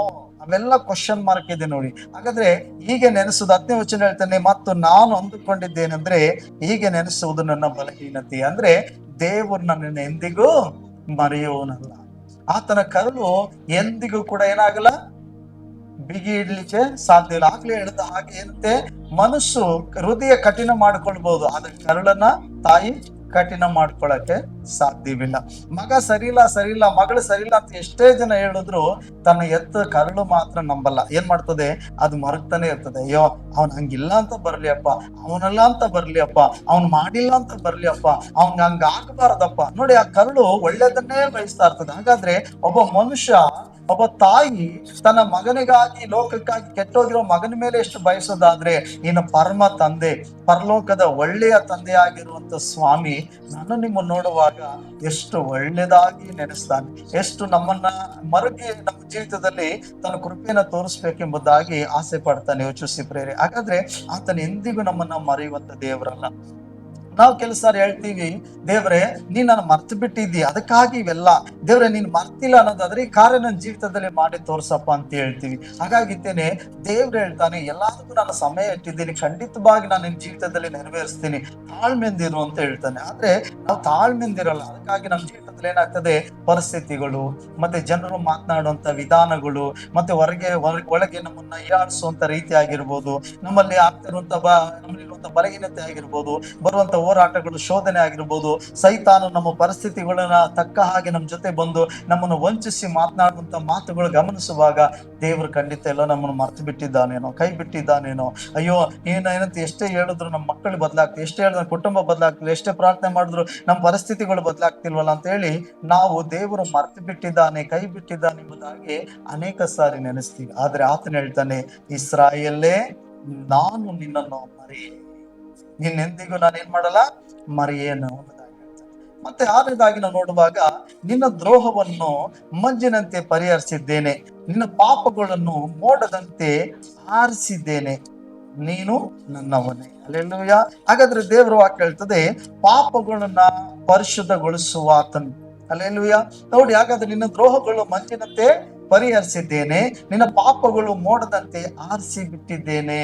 ಹಾಗಾದ್ರೆ ಯೇಸು ಕ್ರಿಸ್ತನ ಶಿಲುಬೆ ಮೇಲೆ ತೂಗಲಾಕಲ್ಪಟ್ಟು ಆತ ನನಗಾಗಿ ನಿಮಗಾಗಿ ಸೂಸಲ್ಪಟ್ಟಂತ ರಕ್ತದ ವಿಮೋಚನೆ ಇಲ್ಲಿ ಪ್ರಕಟವಾಗ್ತೈತಿ. ಹಲ್ಲೆಲೂಯಾ. ಹಾಗಾದ್ರೆ ನಮ್ಮ ದ್ರೋಹಗಳು ಮಂಜಿನಂತೆ ಪರಿಹಾರವಾಗಿದೆ, ನಮ್ಮ ಪಾಪಗಳು ಮೋಡದಂತೆ ಆರಿಸಿ ಬಿಟ್ಟಿದ್ದಾನಂತ. ಹಾಗಾದ್ರೆ ನೋಡಿ, ಮೋಡಗಳೆಲ್ಲ ಬಂದು ಕವಿದುಕೊಳ್ತದೆ ಅಲ್ವಾ. ಒಂದು ಕರಿ ಮೋಡಗಳು ಬರ್ತದೆ, ಬಿಳಿ ಮೋಡಗಳು ಬರ್ತದೆ, ಆಕಾಶವನ್ನ ಕವಿದುಕೊಳ್ತದೆ ಅಲ್ವಾ. ಕವಿದುಕೊಂಡಾಗ ನಾವೇನ್ ಮಾಡ್ತೀವಿ, ನಮ್ಗೇನ್ ಕಾಣಲ್ಲ, ಸೂರ್ಯನ ಕೆಲವು ಸಾರಿ ಕಾಣಲ್ಲ, ಬೆಳಕತ್ತಿದ್ರು ಅದನ್ನ ಮೋಡಗಳು ಮುಚ್ಕೊಳ್ತದೆ. ಆಮೇಲೆ ಸ್ವಲ್ಪ ಹೊತ್ತಾದ್ಮೇಲೆ ಆ ಮುಚ್ಕೊಂಡಿರುವಂತ ಸೂರ್ಯನನ್ನ ಮೋಡಗಳು ಬಿಟ್ಟು ಆಗಲಿ ಹೋಗ್ತದೆ. ಅದಕ್ಕಾಗಿ ಕೆಲವು ಸಾರಿ ನಮ್ಮ ಪಾಪಗಳು, ದ್ರೋಹಗಳು ನಮ್ಮನ್ನು ಮೋಡದಂತೆ ಮುಚ್ಕೊಂಡಿರ್ತವೆ. ನಮ್ಮ ಆತ್ಮಿಕ ಜೀವಿತವನ್ನು ಮುಚ್ಚಿರ್ತವೆ, ನಮ್ಮ ಆಶೀರ್ವಾದಗಳು ಮುಚ್ಚಿರ್ತವೆ, ನಮ್ಮ ಕುಟುಂಬಗಳನ್ನ ಮುಚ್ಚಿರ್ತವೆ. ಕೆಲವು ತಪ್ಪಾದ ನಿರ್ಣಯಗಳು, ತಪ್ಪಾದ ಕಾರ್ಯಗಳು, ದೇವರಿಗೆ ವಿರೋಧವಾಗಿ ರಚಿಸಿದ್ರಿಂದ, ದೇವರಿಗೆ ವಿರೋಧವಾದ ಕಾರ್ಯಗಳು ನಾವು ಮಾಡಿದ್ರಿಂದ, ದೇವರಿಗೆ ಇಷ್ಟ ಇಲ್ಲದಂತ ಕಾರ್ಯಗಳ ಮೇಲೆ ಮನಸ್ಸಿಟ್ಟಿದ್ರಿಂದ ದೇವರ ಆಶೀರ್ವಾದ, ದೇವರ ಸಂರಕ್ಷಣೆ, ದೇವರ ಒದಗಿಸುವಿಕೆ, ದೇವರು ನಮ್ಮ ಜೀವಿತದಲ್ಲಿ ಮಾಡ್ಬೇಕನ್ನೋ ಕಾರ್ಯಗಳಿಗೆ ಏನಂತೆ ತಡೆಯಾಗಿ ಕೆಲವು ಮೋಡಗಳ ರೀತಿಯಲ್ಲಿ ನಮ್ಮನ್ನು ಕರೆದುಕೊಂಡಿರ್ತವೆ ಪಾಪಗಳು. ಅಲ್ಲೆಲೂಯ. ಅದಕ್ಕೆ ಆತನ ಹೇಳ್ತಾನೆ, ಯೆಹೋವನ ಹಸ್ತವು ರಕ್ಷಿಸಲಾರದೆ ಮೋಟಗೈಯಲ್ಲ, ಆತನ ಕಿವಿ ಕೇಳಲಾರದೆ ಏನಂತೆ ಕಿವುಡು ಅಲ್ಲ, ಆದ್ರೆ ನಿಮ್ಮ ಪಾಪ ಅಪರಾಧವೇ ನಿಮ್ಮ ದೇವರ ಮುಂದೆ ಅಡ್ಡಿಯಾಗಿದೆ. ನೀವು ಮಾಡೋ ಪ್ರಾರ್ಥನೆಗೆ ಏನಂತ ಅಡ್ಡಿಯಾಗಿದೆ ಅಂತ ಹೇಳ್ತಾನೆ. ಹಾಗಾದ್ರೆ ನಮ್ಮ ಪ್ರಾರ್ಥನೆಗಳಿಗೆ ಆತನ ಪ್ರಸನ್ನತೆಯಲ್ಲಿ, ಆತನ ಸಾನ್ನಿಧ್ಯದಲ್ಲಿ, ಆತನಲ್ಲಿ ನಾವು ವೃದ್ಧಿ ಆಗುವುದಕ್ಕೆ, ಆತನಲ್ಲಿ ನಾವು ಆಶೀರ್ವಾದ ಹೊಂದಿಕೊಳ್ಳುವುದಕ್ಕೆ ನಮಗೆ ಏನಂತೆ ಮೋಡಗಳ ರೀತಿಯಲ್ಲಿ ಕೆಲವು ತಪ್ಪಾದ ನಿರ್ಣಯಗಳು, ಅವಿದ್ಯತ್ವಗಳು, ಪಾಪಗಳು ಏನಾಗಿರ್ಬೋದು ಕವಿದುಕೊಂಡಿರ್ಬೋದು. ಒಂದು ವೇಳೆ ಪಾಪದ ಯೋಚನೆಯಲ್ಲೇ ಇರಬಹುದು, ಪಾಪದ ಮಾರ್ಗದಲ್ಲೇ ಇರಬಹುದು. ಹಾಗಂತ ಹೇಳಿ ನಾವು ಇದ್ದ ಸ್ಥಿತಿಲೇ ಇರಲ್ಲ. ಅಲ್ಲೆಲ್ಲೂಯ್ಯ. ಯಾಕಂದ್ರೆ ದೇವ್ರು ಹೇಳ್ತಾನೆ, ನಿನ್ನ ದ್ರೋಹಗಳನ್ನು ಮಂಜಿನಂತೆ ಪರಿಹರಿಸಿದ್ದೀನಿ, ನಿನ್ನ ಪಾಪಗಳನ್ನು ಮೋಡದಂತೆ ಆರಿಸಿ ಬಿಟ್ಟಿದ್ದೀನಿ, ನಿನ್ನ ಪಾಪಗಳನ್ನು ತೆಗೆದಾಕಿದ್ದೀನಿ ಅಂತ ಹೇಳ್ತಾನೆ. ಹಾಗಾದ್ರೆ ನಮ್ಮ ಪಾಪಗಳನ್ನು ಪಡಿಸ್ಬಿಟ್ಟ, ನಮ್ಮ ಪಾಪಗಳನ್ನ ಶುದ್ಧಿಪಡಿಸಿದ್ದಾನೆ. ಯೇಸು ಕ್ರಿಸ್ತ ನಮ್ಮ ಪಾಪಗಳನ್ನ ತೆಗೆದಾಕಿದ್ದಾನೆ. ಆತನ ಹೇಳ್ತಾನೆ, ನಾನು ದ್ರೋಹಗಳನ್ನೆಲ್ಲ ಏನಂತೆ ಮಂಜಿನಂತೆ ಪರಿಹರಿಸಿದ್ದೇನೆ, ನಿನ್ನ ಪಾಪಗಳನ್ನು ಮೋಡದಂತೆ ಆರಿಸಿ ಬಿಟ್ಟಿದ್ದೀನಿ, ತೆಗೆದಾಕಿದ್ದೀನಿ, ಕ್ಷಮಾಪಣೆ ಕೊಟ್ಟಿದ್ದೀನಿ. ಅಲ್ಲೆಲೂಯ್ಯ. ಹಾಗಾದ್ರೆ ಕೆಲವು ಸಾರಿ ನಾವೇನ್ ಮಾಡ್ತೀವಿ ಅಂದ್ರೆ ಪಾಪದ ಮನೋಭಾವನೆಯಲ್ಲೇ ಇರ್ತೀವಿ. ದೇವರ ಬಾಳಿ ಬಂದು ನಮ್ಮ ಪಾಪಗಳನ್ನ ಅರಕೆ ಮಾಡಿ ಕ್ಷಮಾಪಣೆ ಕೇಳಬೇಕು. ನಮ್ಮ ಪಾಪಗಳನ್ನ ಒಪ್ಪಿಕೊಂಡೇ ಇದ್ದಾಗ ನಾವು ದಿನಾಲು ಕೂಡ ಏನ್ ಮಾಡ್ತೀವಿ, ನರಳುತ್ತೀವಿ. ಒಂದು ವೇಳೆ ನಾವು ಆ ಪಾಪಗಳನ್ನ ಒಪ್ಪಿಕೊಂಡು ಅರಕೆ ಮಾಡಿ ಬಿಟ್ಟಾಗ, ಕ್ಷಮಾಪಣೆ ಕೇಳ್ಕೊಂಡಾಗ ದೇವರು ನಮ್ಮನ್ನ ಏನ್ ಮಾಡ್ತಾನಂದ್ರೆ ನಮ್ಮ ದ್ರೋಹಗಳನ್ನು ಮಂಜಿನಂತೆ ಪರಿಹರಿಸ್ತಾನೆ, ನಮ್ಮ ಪಾಪಗಳನ್ನು ಮೋಡದಂತೆ ಆರಿಸಿ ಬಿಡ್ತಾನೆ, ಆತನು ಸಂಪೂರ್ಣವಾಗಿ ತೆಗೆದುಬಿಡ್ತಾನೆ. ಹಾಗಾದ್ರೆ ನಾವೇನ್ ಮಾಡ್ತೀವಿ, ಪಾಪಗಳು ಕ್ಷಮಿಸಲ್ಪಟ್ಟಿದ್ರು ಕೂಡ ಸೈತಾನ್ ಬಂದು ನಮ್ಮನ್ನು ವಂಚಿಸ್ತಾನೆ. ನಿನ್ನ ಪಾಪಗಳು ಕ್ಷಮಿಸಲ್ಪಟ್ಟಿಲ್ಲ, ನಿನ್ನ ಪಾಪ ಮಾಡಿದ್ದೆಲ್ಲ ದೇವ್ರ ಕ್ಷಮಾಪಣೆ ಕೊಡಲ್ಲ, ಅದಕ್ಕಾಗಿತ್ತೆ ನೀನು ಹೀಗೆ ಹಾಗೆ. ನೋಡಿ, ಮನಸಾರ ಒಬ್ಬ ವ್ಯಕ್ತಿ ಪ್ರಾರ್ಥನೆ ಮಾಡಿದಾಗ ಕ್ಷಮಾಪಣೆ ಕೇಳೋದಕ್ಕಾಗಿ ತನ್ನ ಪಾಪಗಳನ್ನ ಒಪ್ಪಿಸಿಕೊಟ್ಟು ಪ್ರಾರ್ಥನೆ ಮಾಡಿ ಬಿಟ್ಟಾಗ ದೇವರು ಪರಿಹರಿಸ್ಬಿಟ್ಟ. ಆದ್ರೆ ಸೈತಾನ್ ಏನ್ ಮಾಡ್ತಾನಂದ್ರೆ ಇನ್ನೂ ಕೂಡ ನಿನ್ನ ಪ್ರಾರ್ಥನೆಗಳಿಗೆ ಮೋಡಗಳು, ಪಾಪ ಎಂಬ ಮೋಡಗಳು ಕವಿದಿದೆ, ನಿನಗೇನಂತೆ ದೇವರ ಮುಂದೆ ನಿನ್ನ ಪಾಪಗಳು ಅಡ್ಡಗೋಡೆ ಆಗಿದೆ, ಆತ ನೋಡಕ್ಕಾಗಲ್ಲ, ಆತನ ಪ್ರಸನ್ನತೆ ಹೊಂದಕ್ಕಾಗಲ್ಲ, ಆತ ನಿನ್ನ ನಡೆಸಲ್ಲ, ಆತ ನಿನ್ನ ಒದಗಿಸ್ಕೊಡಲ್ಲ, ಆತ ನಿನ್ನ ಮೇಲೆತ್ತಲ್ಲ, ಆತ ನಿನ್ ಹಿಂಗ್ ಮಾಡಲ್ಲ, ಹಂಗ್ ಮಾಡಲ್ಲ ಎಂಬುದಾಗಿ ಮನಸ್ಸಾಕ್ಷಿ ಶುದ್ಧತಾ ಆತನೆ. ಅದಕ್ಕಾಗಿ ನಾವು ವಾಕ್ಯವನ್ನ ಸರಿಯಾಗಿ ತಿಳ್ಕೊಳ್ಬೇಕು, ವಾಕ್ಯದ ಮೇಲೆ ವಿಶ್ವಾಸ ಇಡಬೇಕು. ನಾವ್ ಹೇಳಬೇಕು, ಯೇಸು ಕ್ರಿಸ್ತನ ರಕ್ತವು ನನ್ನ ಸಕಲ ಪಾಪವನ್ನು ತೊಳೆದು ನನ್ನ ನೀತಿವಂತನಾಗಿ ಮಾಡಿತ್ತು. 1 ಯೋಹಾನ 2ನೇ ಅಧ್ಯಾಯದಲ್ಲಿ ನೋಡ್ತೀವಿ, ಏನಂತೆ ನಾವು ಪಾಪ ಮಾಡಿದವರಾದ ನಮಗೆ ಹೇಳುವುದೇನಂತಂದ್ರೆ, ನಮಗೊಬ್ಬ ಈ ಮಹಾಯಾಜಕನಿದ್ದಾನಂತೆ, ನಮಗೊಬ್ಬ ಮಧ್ಯಸ್ಥಿಕನಾಗಿದ್ದಾನಂತೆ. ಆತನು ನಮ್ಮ ಪಾಪಗಳನ್ನು ಒಪ್ಪಿಕೊಂಡು ಅರಿಕೆ ಮಾಡುವಾಗ ನಮ್ಮ ಪಾಪಗಳು, ಲೋಕದ ಪಾಪಗಳನ್ನು ಹೊತ್ತುಕೊಂಡು ತೀರಿಸಿದಂತ ಯಜ್ಞದ ಕುರಿಯಾಗಿದ್ದಾನೆ. ಆತ ನಮ್ಮ ಎಲ್ಲ ಪಾಪಗಳನ್ನು ವಿಮೋಚಿಸಿದ್ದಾನೆ. ಹಾಗಾದ್ರೆ ದೇವ್ರು ಹೇಳ್ತಿದ್ದಾನೆ, ನಿನ್ನ ಪಾಪಗಳೆಲ್ಲ ಕ್ಷಮಿಸಿಬಿಟ್ಟಿದ್ದೀನಿ, ಇನ್ನು ಪಾಪದ ಮನೋಭಾವನೆಯಲ್ಲೇ ಇರಬೇಡ, ನೀನು ಪಾಪದ ಯೋಚನೆಯಲ್ಲೇ ಇರಬೇಡ. ಅಯ್ಯೋ, ನಾನು ಇಂಥ ತಪ್ಪು ಮಾಡ್ಬಿಟ್ನಲ್ಲ, ಹಿಂಗ್ ಮಾಡ್ಬಿಟ್ನಲ್ಲ, ಹಂಗ್ ಮಾಡ್ಬಿಟ್ನಲ್ಲ ಅಂತ ಹೇಳಿ ಕೊರಗಿ ಸೈತಾನಿಗೆ ಅವಕಾಶ ಕೊಡಬೇಡ. ನೀನು ಮನ ತಿರುಗು. ದೇವ್ರು ಹೇಳ್ತಾನೆ, ನಾನು ಅದನ್ನ ಕ್ಷಮಿಸಿ ಬಿಟ್ಟಿದ್ದೀನಿ, ನಾನು ನಿನ್ನ ದೋಷಗಳನ್ನ ಪರಿಹರಿಸಿಬಿಟ್ಟಿದ್ದೀನಿ, ನೀನು ಏನಂತೆ ಮೋಡದಂತೆ ಅದನ್ನು ತೆಗೆದಾಕಿದ್ದೀನಿ ಅಂತ ಹೇಳ್ತಾನೆ. ಹಾಗಾದ್ರೆ ನಾವು ಈಗ ಹೊರಗಡೆ ಬರ್ಬೇಕು. ಈಗ ನಾವು ನಮ್ಮ ಕಣ್ಣುಗಳು ತೆರೆಯಲ್ಪಡ್ಬೇಕು. ನಾವು ಆ ಯೋಚನೆಯಲ್ಲಿ ಇರಬಾರ್ದು. ಯೇಸುವನ್ನು ನಮ್ಮ ಪಾಪಗಳು ಕ್ಷಮಿಸಿದ್ದಾನೆ, ತನ್ನ ರಕ್ತದಿಂದ ಶುದ್ಧಿಪಡಿಸಿದ್ದಾನೆ. ಈಗ ನಾನು ಎದ್ದು ಮತ್ತೆ ಹದ್ದಿನಂತೆ ನಾನು ಆರುವಂತ ವ್ಯಕ್ತಿ ಆಗಿದ್ದೀನಿ. ನಾನೀಗ ದೇವ್ರ ರಾಜ್ಯಕ್ಕಾಗಿ, ನೀತಿಗಾಗಿ ಜೀವಿಸಬೇಕು. ಇನ್ನು ಮುಂದೆ ನಾನು ಪರಿಶುದ್ಧತೆಯಲ್ಲಿ ಇರಬೇಕು. ನಾನು ಇನ್ನು ಮುಂದೆ ನಂಬಿಕೆಯಲ್ಲಿ ನಾನು ದೇವರ ಕಾರ್ಯಗಳನ್ನ ಮಾಡ್ಬೇಕು ಎಂಬುದಾಗಿ ನಾವು ತಿಳ್ಕೊಂಡು ದೇವರ ಕಾರ್ಯಗಳಿಗಾಗಿ ನಮ್ಮನ್ನು ಒಪ್ಪಿಸಿ ಮುಂದೆ ಸಾಗುವವರಾಗಿರ್ಬೇಕು. ಅರ್ಥ ಆಯ್ತಾ? ಕುಂತಲ್ಲೇ ಕುಂತು ಇದೇ ಸೈತಾನ ಹೇಳಿದಂತ ಮೋಸದ ಯೋಚನೆಯಲ್ಲೇ ತಲೆ ಒಳಗೆ ಹಾಕೊಂಡು, ಮನಸ್ಸೊಳಗಡೆ ಹಾಕೊಂಡು ಅದನ್ನೇ ಕೊರಗ್ತಾ ಇರಬಾರ್ದು. ದೇವರು ನಮ್ಮ ಪಾಪಗಳನ್ನ ಕ್ಷಮಿಸಿದ್ದಾನೆ. ಆದ್ರೂ ಕೂಡ ನನ್ನ ಮೇಲೆ ನನಗೆ ಬೇಸರ, ನಾನು ಇಂಥ ತಪ್ಪು ಮಾಡಬಾರ್ದಾಗಿತ್ತು, ನಾನು ಈ ರೀತಿಯಾಗಿ ನಡ್ಕೋಬಾರ್ದಾಗಿತ್ತು. ಕೆಲವು ಸಾರಿ ತಪ್ಪು ಅಂತ ಅನ್ಬಾಗ ನಾವು ಮಾಡಿದ ತಪ್ಪು ನಮಗೆ ಅರ್ಥ ಆಗುವಾಗ ನಮ್ಮ ಮನಸ್ಸೊಳಗಡೆ ಈ ಯೋಚನೆ ಬರ್ತದೆ, ತಿರಸ್ಕಾರ ಮನೋಭಾವನೆ ಬರ್ತದೆ ನಮ್ಮಲ್ಲಿ. ನಮಗೆ ನಾವೇ ತಿರಸ್ಕಾರ ಮಾಡ್ಕೊಳ್ತೀವಿ. ನಾನು ಎಂತ ಅಯ್ಯೋ, ನನ್ನ ದೇವ್ರಿಗೆ ಅನ್ಕೋತೀವಿ. ಆದ್ರೆ ದೇವ್ರು ನಮ್ಮ ಯೋಗ್ಯತೆ ಅಯೋಗ್ಯತೆ ನೋಡ್ಲಿಲ್ಲ, ಆತನು ಒಳ್ಳೆತನದಿಂದ ನಮ್ಮನ್ನು ಕರೆದಿದ್ದಾನೆ. ಹಾಗಾದ್ರೆ ನಾವು ಪಾಪಿಗಳೇ, ಆತನ ಪರಿಶುದ್ಧನೇ. ಅಲ್ಲೆಲ್ಲೂಯ್ಯ. ಆತನ ಸನ್ನಿಧಾನದಲ್ಲಿ ನಾವು ನಿಲ್ಲುವುದಕ್ಕೆ ಆತನೇ ನಮಗೆ ಏನಂತೆ ಕೃಪೆ ಕೊಟ್ಟಿರೋದು. ನಾವು ಯೋಗ್ಯರಾಗಿ ಯಾವ್ದೋ ಸತ್ಕಾರ್ಯಗಳು ಮಾಡ್ದೋ, ದಾನ ಧರ್ಮ ಮಾಡ್ದೋ, ಏನೋ ಒಂದು ಒಳ್ಳೆ ಕೆಲಸ ಮಾಡಿ ನಾವು ದೇವರ ಮುಂದೆ ನೀತಿವಂತರಂತ ನಿಂತ್ಕೊಳಕ್ ಆಗಲ್ಲ. ಆದ್ರೆ ದೇವರ ಸನ್ನಿಧಾನದಲ್ಲಿ ಯಾವ ನೀತಿವಂತರಲ್ಲ, ಆತನ ಬಿಟ್ರೆ. ಹಾಗಾದ್ರೆ ನಾವ್ ಹೇಳ್ಬೇಕು, ದೇವ್ರೆ ನಿನ್ನಿಂದ ಮಾತ್ರ ನಾವು ನೀತಿವಂತರಾಗಿದ್ದೀವಪ್ಪ. ಹೌದು ಸ್ವಾಮಿ, ಲೆಕ್ಕವಿಲ್ಲದಷ್ಟು ಪಾಪಗಳು ನಾನು ಮಾಡಿದ್ ನಿಜ, ಆದ್ರೆ ನನ್ನ ಪಾಪ ಪರಿಹಾರಕ್ಕೆ ನೀನಾಗಿದ್ದಿ. ದೇವ್ರ ನನ್ನ ದೋಷಗಳನ್ನ ಪರಿಹರಿಸಿದ್ದಿ. ನೀನ್ ನೆನಪಿಗೆ ನೀನ್ ತೆಗೆದುಕೊಳ್ದಿರೋದಕ್ಕಾಗಿ ಸ್ತೋತ್ರ. ನನ್ನ ಪಾಪ ದೋಷಗಳು ನೀನ್ ಪರಿಹರಿಸಿ ಬಿಟ್ಟದಕ್ಕಾಗಿ ಸ್ತೋತ್ರ ಅಂತ ಹೇಳಿ ನಾವು ದೇವ್ರನ್ನು ಸ್ತುತಿಸ್ಬೇಕು, ನಂಬುವರಾಗಿರ್ಬೇಕು, ಆ ವಾಕ್ಯದ ಮೇಲೆ ನಿಲ್ಲಬೇಕು. ಆಗ ಸೈತಾನ ನಮ್ಮನ್ನು ಮೋಸಪಡಿಸೋದಕ್ಕೆ ಅವಕಾಶ ಸಿಗುವುದು. ಕಡೆದಾಗಿ ಏಳನೇದಾಗಿ ಹೇಳ್ತದೆ, ನಿನ್ನನ್ನು ವಿಮೋಚಿಸಿದ್ದೀನಿ, ನನ್ನ ಕಡೆಗೆ ತಿರುಗು. ಇನ್ನು ಪಾಪದ ಮನೋಭಾವನೆಯಲ್ಲೇ ಇರಬೇಡ, ಪಾಪದ ಒಂದು ಕುಂಗುವಿಕೆಯಲ್ಲೇ ಇರಬೇಡ, ಪಾಪದ ಸೈತಾನ್ ಹೇಳುವಂತ ಪಾಪದ ಆ ಒಂದು ತಿರಸ್ಕಾರ ಮನೋಭಾವನೆಯಲ್ಲೇ ಯೋಚನೆ ಮಾಡ್ತಿ ಕುತ್ಕೋಬೇಡ. ನಾನು ನೀನು ವಿಮೋಚನೆ ಮಾಡಿದ್ದೀನಿ, ನನ್ನ ಕಡೆಗೆ ತಿರುಗು. ಏಳನೇದಾಗಿ ದೇವರ ಕಡೆಗೆ ತಿರುಗಬೇಕೀಗ. ಹಾಗಾದ್ರೆ ದೇವರ ಕಡೆಗೆ ಅಂದ್ರೆ ಏನು? ಸತ್ಯದ ಕಡೆಗೆ ತಿರುಗಬೇಕು, ದೇವರ ಪ್ರಾರ್ಥನೆ ಕಡೆಗೆ ತಿರುಗಬೇಕು, ಪರಿಶುದ್ಧತೆ ಕಡೆಗೆ ತಿರುಗಬೇಕು, ದೇವರ ವಾಕ್ಯಗಳಿಗೆ ವಿಧೇಯರಾಗೋದ್ ಕಡೆಗೆ ತಿರುಗಬೇಕು, ದೇವರ ಅನ್ಯತೆಗೆ ತಿರುಗಬೇಕು, ದೇವರ ಚಿತ್ತವನ್ನ ನೆರವೇರಿಸುವಂತ ಕಾರ್ಯಗಳಿಗಾಗಿ ಕಡೆಗೆ ನಾವು ತಿರುಗಬೇಕು. ಹಾಗಾದ್ರೆ ದೇವರು ಏನ್ ಹೇಳ್ತಿದ್ದಾನೋ ಆ ಕಾರ್ಯವನ್ನ ಮಾಡುವುದಕ್ಕಾಗಿ ನಾವು ಒಪ್ಪಿಸಿಕೊಡ್ಬೇಕು. ಹಾಗಾದ್ರೆ ನಿನ್ನನ್ನು ವಿಮೋಚಿಸಿದ್ದೀನಲ್ಲ, ವಿಮೋಚನೆ ಅಂದ್ರೆ ಬಿಡುಗಡೆ ಅಂತ ಅರ್ಥ. ವಿಮೋಚನೆ ಅಂದ್ರೆ ಏನಂತೆ? ರಕ್ತ ಕೊಟ್ಟು ನಾನಿನ ಕ್ರಯ ಕೊಟ್ಟು ಕೊಂಡ್ಕೊಂಡಿದ್ದೀನಿ ಅಂತ ಅರ್ಥ. ವಿಮೋಚನೆ ಅಂದ್ರೆ ದೊಡ್ಡ ಆ ಒಂದು ಕಾರ್ಯವನ್ನ ನಿನಗಾಗಿ ಮಾಡಿದ್ದೀನಿ, ಅಂದ್ರೆ ಒಂದು ಈಡು ಕೊಟ್ಟಿದ್ದೀನಿ ಅಂತ. ಅಂದ್ರೆ ದೊಡ್ಡದಾಗಿ ದೇವರು ತನ್ನ ಪ್ರಾಣವನ್ನು ಈಡು ಕೊಟ್ಟು ನಮ್ಮನ್ನು ಕೊಂಡ್ಕೊಂಡಿದ್ದಾನೆ, ತನ್ನ ಪ್ರಾಣವನ್ನೇ ಕೊಟ್ಟಿದ್ದಾನೆ. ಆದ್ರಿಂದ ವಿಮೋಚನೆ ಅಂತ ಹೇಳುವಾಗ ದಾಸತ್ವದಿಂದ ಬಿಡುಗಡೆಯಾಗಿದೆ, ಸಂಪೂರ್ಣವಾದ ಬಿಡುಗಡೆ ಕೊಟ್ಟಿದ್ದಾನೆ ದೇವರು. ಅದಕ್ಕಾಗಿ ನೋಡಿ ಏನ್ ಹೇಳ್ತದೆ, ನಿನ್ನನ್ನು ವಿಮೋಚಿಸಿದ್ದೇನೆ, ನನ್ನ ಕಡೆಗೆ ತಿರುಗು. ಕೆಲವು ಸಾರಿ ದೇವರು ನಮ್ಮನ್ನು ಕ್ಷಮಿಸಿದ್ದಾನೆ ಅನ್ನೋ ಅಂತ ಆಲೋಚನೆ ನಮ್ಗೆ ಗೊತ್ತಾಗ್ತದೆ, ನಮ್ಮೊಳಗಿರೋ ಜೀವಾತ್ಮಕ್ಕೆ ದೇವರು ನಮ್ಗೆ ಕ್ಷಮಾಪಣೆ ಕೊಟ್ಟಿದ್ದಾನಂತ. ಆದ್ರೂ ಕೂಡ ಕೆಲವು ಸಾರಿ ನಾವೇ ಬೇಸರ ಪಟ್ಟುಕೊಂಡು ನಾವೇ ಯೋಚನೆ ಮಾಡ್ಕೊಂಡು ಮತ್ತಷ್ಟು ನಾವು ದೇವರ ಕಡೆಗೆ ತಿರುಗದಂತೆ ಸ್ವಂತ ಆಲೋಚನೆಯಲ್ಲಿ ಹೋಗ್ತಾ ಇರ್ತೀವಿ, ಸ್ವಂತ ಮಾರ್ಗದಲ್ಲಿ ಹೋಗ್ತಾ ಇರ್ತೀವಿ. ಇನ್ನು ದೇವರಿಗೆ ಇಷ್ಟ ಇಲ್ಲದಂತ ತಪ್ಪಾದ ಕಾರ್ಯಗಳ ಬಳಿಯಲ್ಲಿ ನಾವು ಹೋಗ್ತಾ ಇರ್ತೀವಿ ಪ್ರೇರೆ. ಅದಕ್ಕಾಗಿ ಹೇಳ್ತಾನೆ ದೇವರು, ನನ್ನ ಕಡೆಗೆ ತಿರುಗು. ನಾವು ದೇವರ ಕಡೆಗೆ ತಿರುಗುವವರಾಗಿರ್ಬೇಕು, ದೇವರ ಕಡೆಗೆ ದೇವರ ಕಡೆಗೆ ತಿರುಗು ಅಂತ ಹೇಳೋದೇನಂತ ತೋರಿಸ್ತದೆ ಅಂದ್ರೆ, ನಾವು ದೇವರ ಇಷ್ಟಾನುಸಾರವಾಗಿ ಜೀವಿಸೋದಕ್ಕಾಗಿ ಒಪ್ಪಿಸಿಕೊಡ್ಬೇಕು. ನೋಡಿ, ಯೇಸು ಸ್ವಾಮಿ ಸುವಾರ್ತೆ ಪ್ರಾರಂಭ ಮಾಡ್ತಾರೆ. ಸುವಾರ್ತೆ ಪ್ರಾರಂಭ ಮಾಡುವಾಗ ಸ್ಥಾನಿಕನಾದ ಯೋಹಾನನು ಸುವಾರ್ತೆ ಸಾರುವಾಗ ಆತನಿಗೆ ಹೇಳ್ತಾನೆ, ದೇವರ ರಾಜ್ಯವು ಸಮೀಪವಾಗಿದೆ, ದೇವರ ಕಡೆಗೆ ತಿರುಗಿಕೊಂಡು ನೀವೇನ್ ಮಾಡಿ, ನಿಮ್ಮ ಪಾಪಗಳ ಪರಿಹಾರಕ್ಕಾಗಿ ದೀಕ್ಷಾಸ್ನಾನ ತೆಗೆದುಕೊಳ್ಳಿರಿ ಅಂತ ಹೇಳ್ತಾನೆ. ಆದ ನಂತರ ಯೇಸು ಸ್ವಾಮಿ ಸ್ಥಾನಿಕನಾದ ಯೋಹಾನ ಯಾವಾಗ ಸೆರೆಗೆ ಬಿದ್ದಿದ್ದಾನೆಂಬ ವರ್ತಮಾನವು ಯೇಸು ಸ್ವಾಮಿ ಗೊತ್ತಾಗ್ತದೋ ಆಗ ಯೇಸು ಕ್ರಿಸ್ತನ ಸುವಾರ್ತೆ ಪ್ರಾರಂಭವಾಗ್ತದೆ. ಯೇಸು ಸ್ವಾಮಿ ಸುವಾರ್ತೆ ಪ್ರಾರಂಭ ಮಾಡುವಾಗ ಆತನು ಸುವಾರ್ತೆ ಸಾರ್ಥ ಹೀಗೆ ಹೇಳ್ತಾನೆ, ದೇವರ ರಾಜ್ಯವು ಸಮೀಪವಾಗಿತ್ತು, ದೇವರ ಕಡೆಗೆ ಏನ್ ಮಾಡ್ರಿ, ತಿರುಗಿರಿ ಎಂಬುದಾಗಿ ಸಾರುವುದಕ್ಕೆ ಪ್ರಾರಂಭವಾಗ್ತಾನೆ. ಹಾಗಾದ್ರೆ ಜನರು ದೇವರ ಕಡೆಗೆ ತಿರುಗಲಿಲ್ಲ, ಜನರು ಲೋಕದ ಕಡೆ ತಿರುಗಿದ್ರು. ಜನರನ್ನ ಸೈತಾನು ಲೋಕದ ಕಡೆ ತಿರುಗಿಸ್ಬಿಟ್ಟ, ಪಾಪದ ಕಡೆ ತಿರುಗಿಸ್ಬಿಟ್ಟ, ಜನರ ಕಡೆ ತಿರುಗಿಸ್ಬಿಟ್ಟ, ತಪ್ಪಾದ ಕಾರ್ಯಗಳಿಗೆ ತಿರುಗಿಸ್ಬಿಟ್ಟ. ಹಾಗಾದ್ರೆ ಪರಲೋಕದ ದೇವರೇ ಬಂದು ಹೇಳ್ತಿದ್ದಾನೆ, ಏನಂತೆ, ದೇವರ ರಾಜ್ಯವು ಸಮೀಪವಾಗಿದೆ, ದೇವರ ಕಡೆಗೆ ತಿರುಗಿರಿ.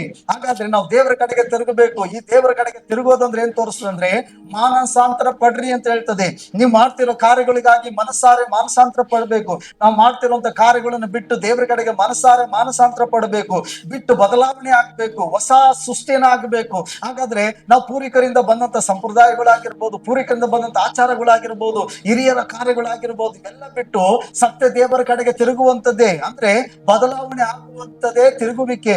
ತಿರುಗು ಅನ್ನೋದ್ರಿಂದ ಏನ್ ತೋರಿಸ್ತದೆ ಅಂತಂದ್ರೆ, ನಾವು ರೂಪಾಂತರ ಆಗುವಂಥದ್ದು, ಅಂದ್ರೆ ನಾವು ಹೊಸ ಸೃಷ್ಟಿಯಾಗಿ ಬದಲಾಗುವಂಥದ್ದು. ನಮ್ಮ ಯೋಚನೆಯಲ್ಲಿ, ನಮ್ಮ ಮಾತಲ್ಲಿ, ನಮ್ಮ ನಡತೆಯಲ್ಲಿ, ನಮ್ಮ ಕ್ರಿಯೆಗಳಲ್ಲಿ ಹೊಸ ಸೃಷ್ಟಿಯಾಗಿ ನಾವು ಬದಲಾಗಬೇಕು. ನಾವು ಯೇಸುವಂತ ಆಗುವಂತದ್ದೇ. ದೇವರ ರಾಜ್ಯಕ್ಕೆ ಬೆಳಕಿನ ಮಕ್ಕಳು ಹೇಗಿರ್ತಾರೋ ಅದೇ ರೀತಿಯಾಗಿ ಭೂಲೋಕದಲ್ಲಿ ನಾವು ಜೀವಿಸುವುದೇ ಮಾನಸಾಂತರ, ಅದೇ ತಿರುಗುವಿಕೆ ಅಲ್ವಾ? ಅದಕ್ಕಾಗಿ ನೋಡಿ, ನಾವ್ ಏನಾದ್ರು ಯಾರು ಆ ವ್ಯಕ್ತಿಯನ್ನ ಕರೀವಾಗ, ಮಾತನಾಡುವಾಗ, ಆ ವ್ಯಕ್ತಿ ತಿರುಗನಪ್ಪ ಸ್ವಲ್ಪ, ಆ ಪಕ್ಕದವನಿಗೆ ಹೇಳ್ತೇನೆ, ಅವ್ನಿಗೇನ್ ಕಿವಿ ಕೇಳ್ತದಿಲ್ಲ, ಅವ್ನು ತಿರುಗ ಕೇಳೋ ಅಲ್ವಾ? ನಾವ್ ಹೇಳ್ತೀವಿ, ಎಷ್ಟು ಹೇಳಿದ್ ತಿರುಗಿ ನೋಡ್ದಂಗೆ ಹೋಯ್ತವಲ್ಲ, ಇವ್ರಿಗೆ ಏನ್ ಸೊಕ್ಕೆ, ಅವ್ರಿಗೆ ಏನ್ ಮಂಟ್ರಿದ್ರಪ್ಪ ಇವ್ರು ಅನ್ಕತ್ತೀವಿ ಅಲ್ವಾ? ಅಲ್ಲೆಲ್ಲೂಯ್ಯ. ಹಾಗೆ ದೇವ್ರ ಮಕ್ಕಳೇ, ದೇವ್ರ ಕೂಗ್ತಾನೇ ಇದ್ದಾನೆ ಸ್ವರ, ನಾವು ತಿರುಗದೆ ಲೋಕದ ಕಡೆಗೆ ನೋಡ್ಕೊಂಡು ಹೋಯ್ತಾನೆ ಇರ್ಬಾರ್ದು. ಅಲ್ಲೆಲ್ಲೂಯ್ಯ. ತಿರುಗು ಅನ್ನೋದನ್ನ ಏನ್ ತೋರಿಸಂದ್ರೆ, ಬದಲಾವಣೆ ಆಗು, ಮಾನಸಾಂತರ ಪಡು, ಬಿಟ್ಟು ಬಿಡು ಕೆಟ್ಟದನ್ನ ಅನ್ನೋದು ತೋರಿಸ್ತದೆ. ಹಾಗಾದ್ರೆ ದೇವರು ನಮ್ಮನ್ನು ವಿಮೋಚಿಸಿದ್ದಾನೆ, ನಾವು ದೇವರ ಕಡೆಗೆ ತಿರುಗಬೇಕು. ಅಂದ್ರೆ ದೇವರನ್ನ ಅರ್ಥ ಮಾಡ್ಕೋಬೇಕು, ದೇವರನ್ನ ಪ್ರೀತಿಸ್ಬೇಕು, ದೇವರ ಮಾತಿಗೆ ವಿಧೇಯರಾಗಬೇಕು.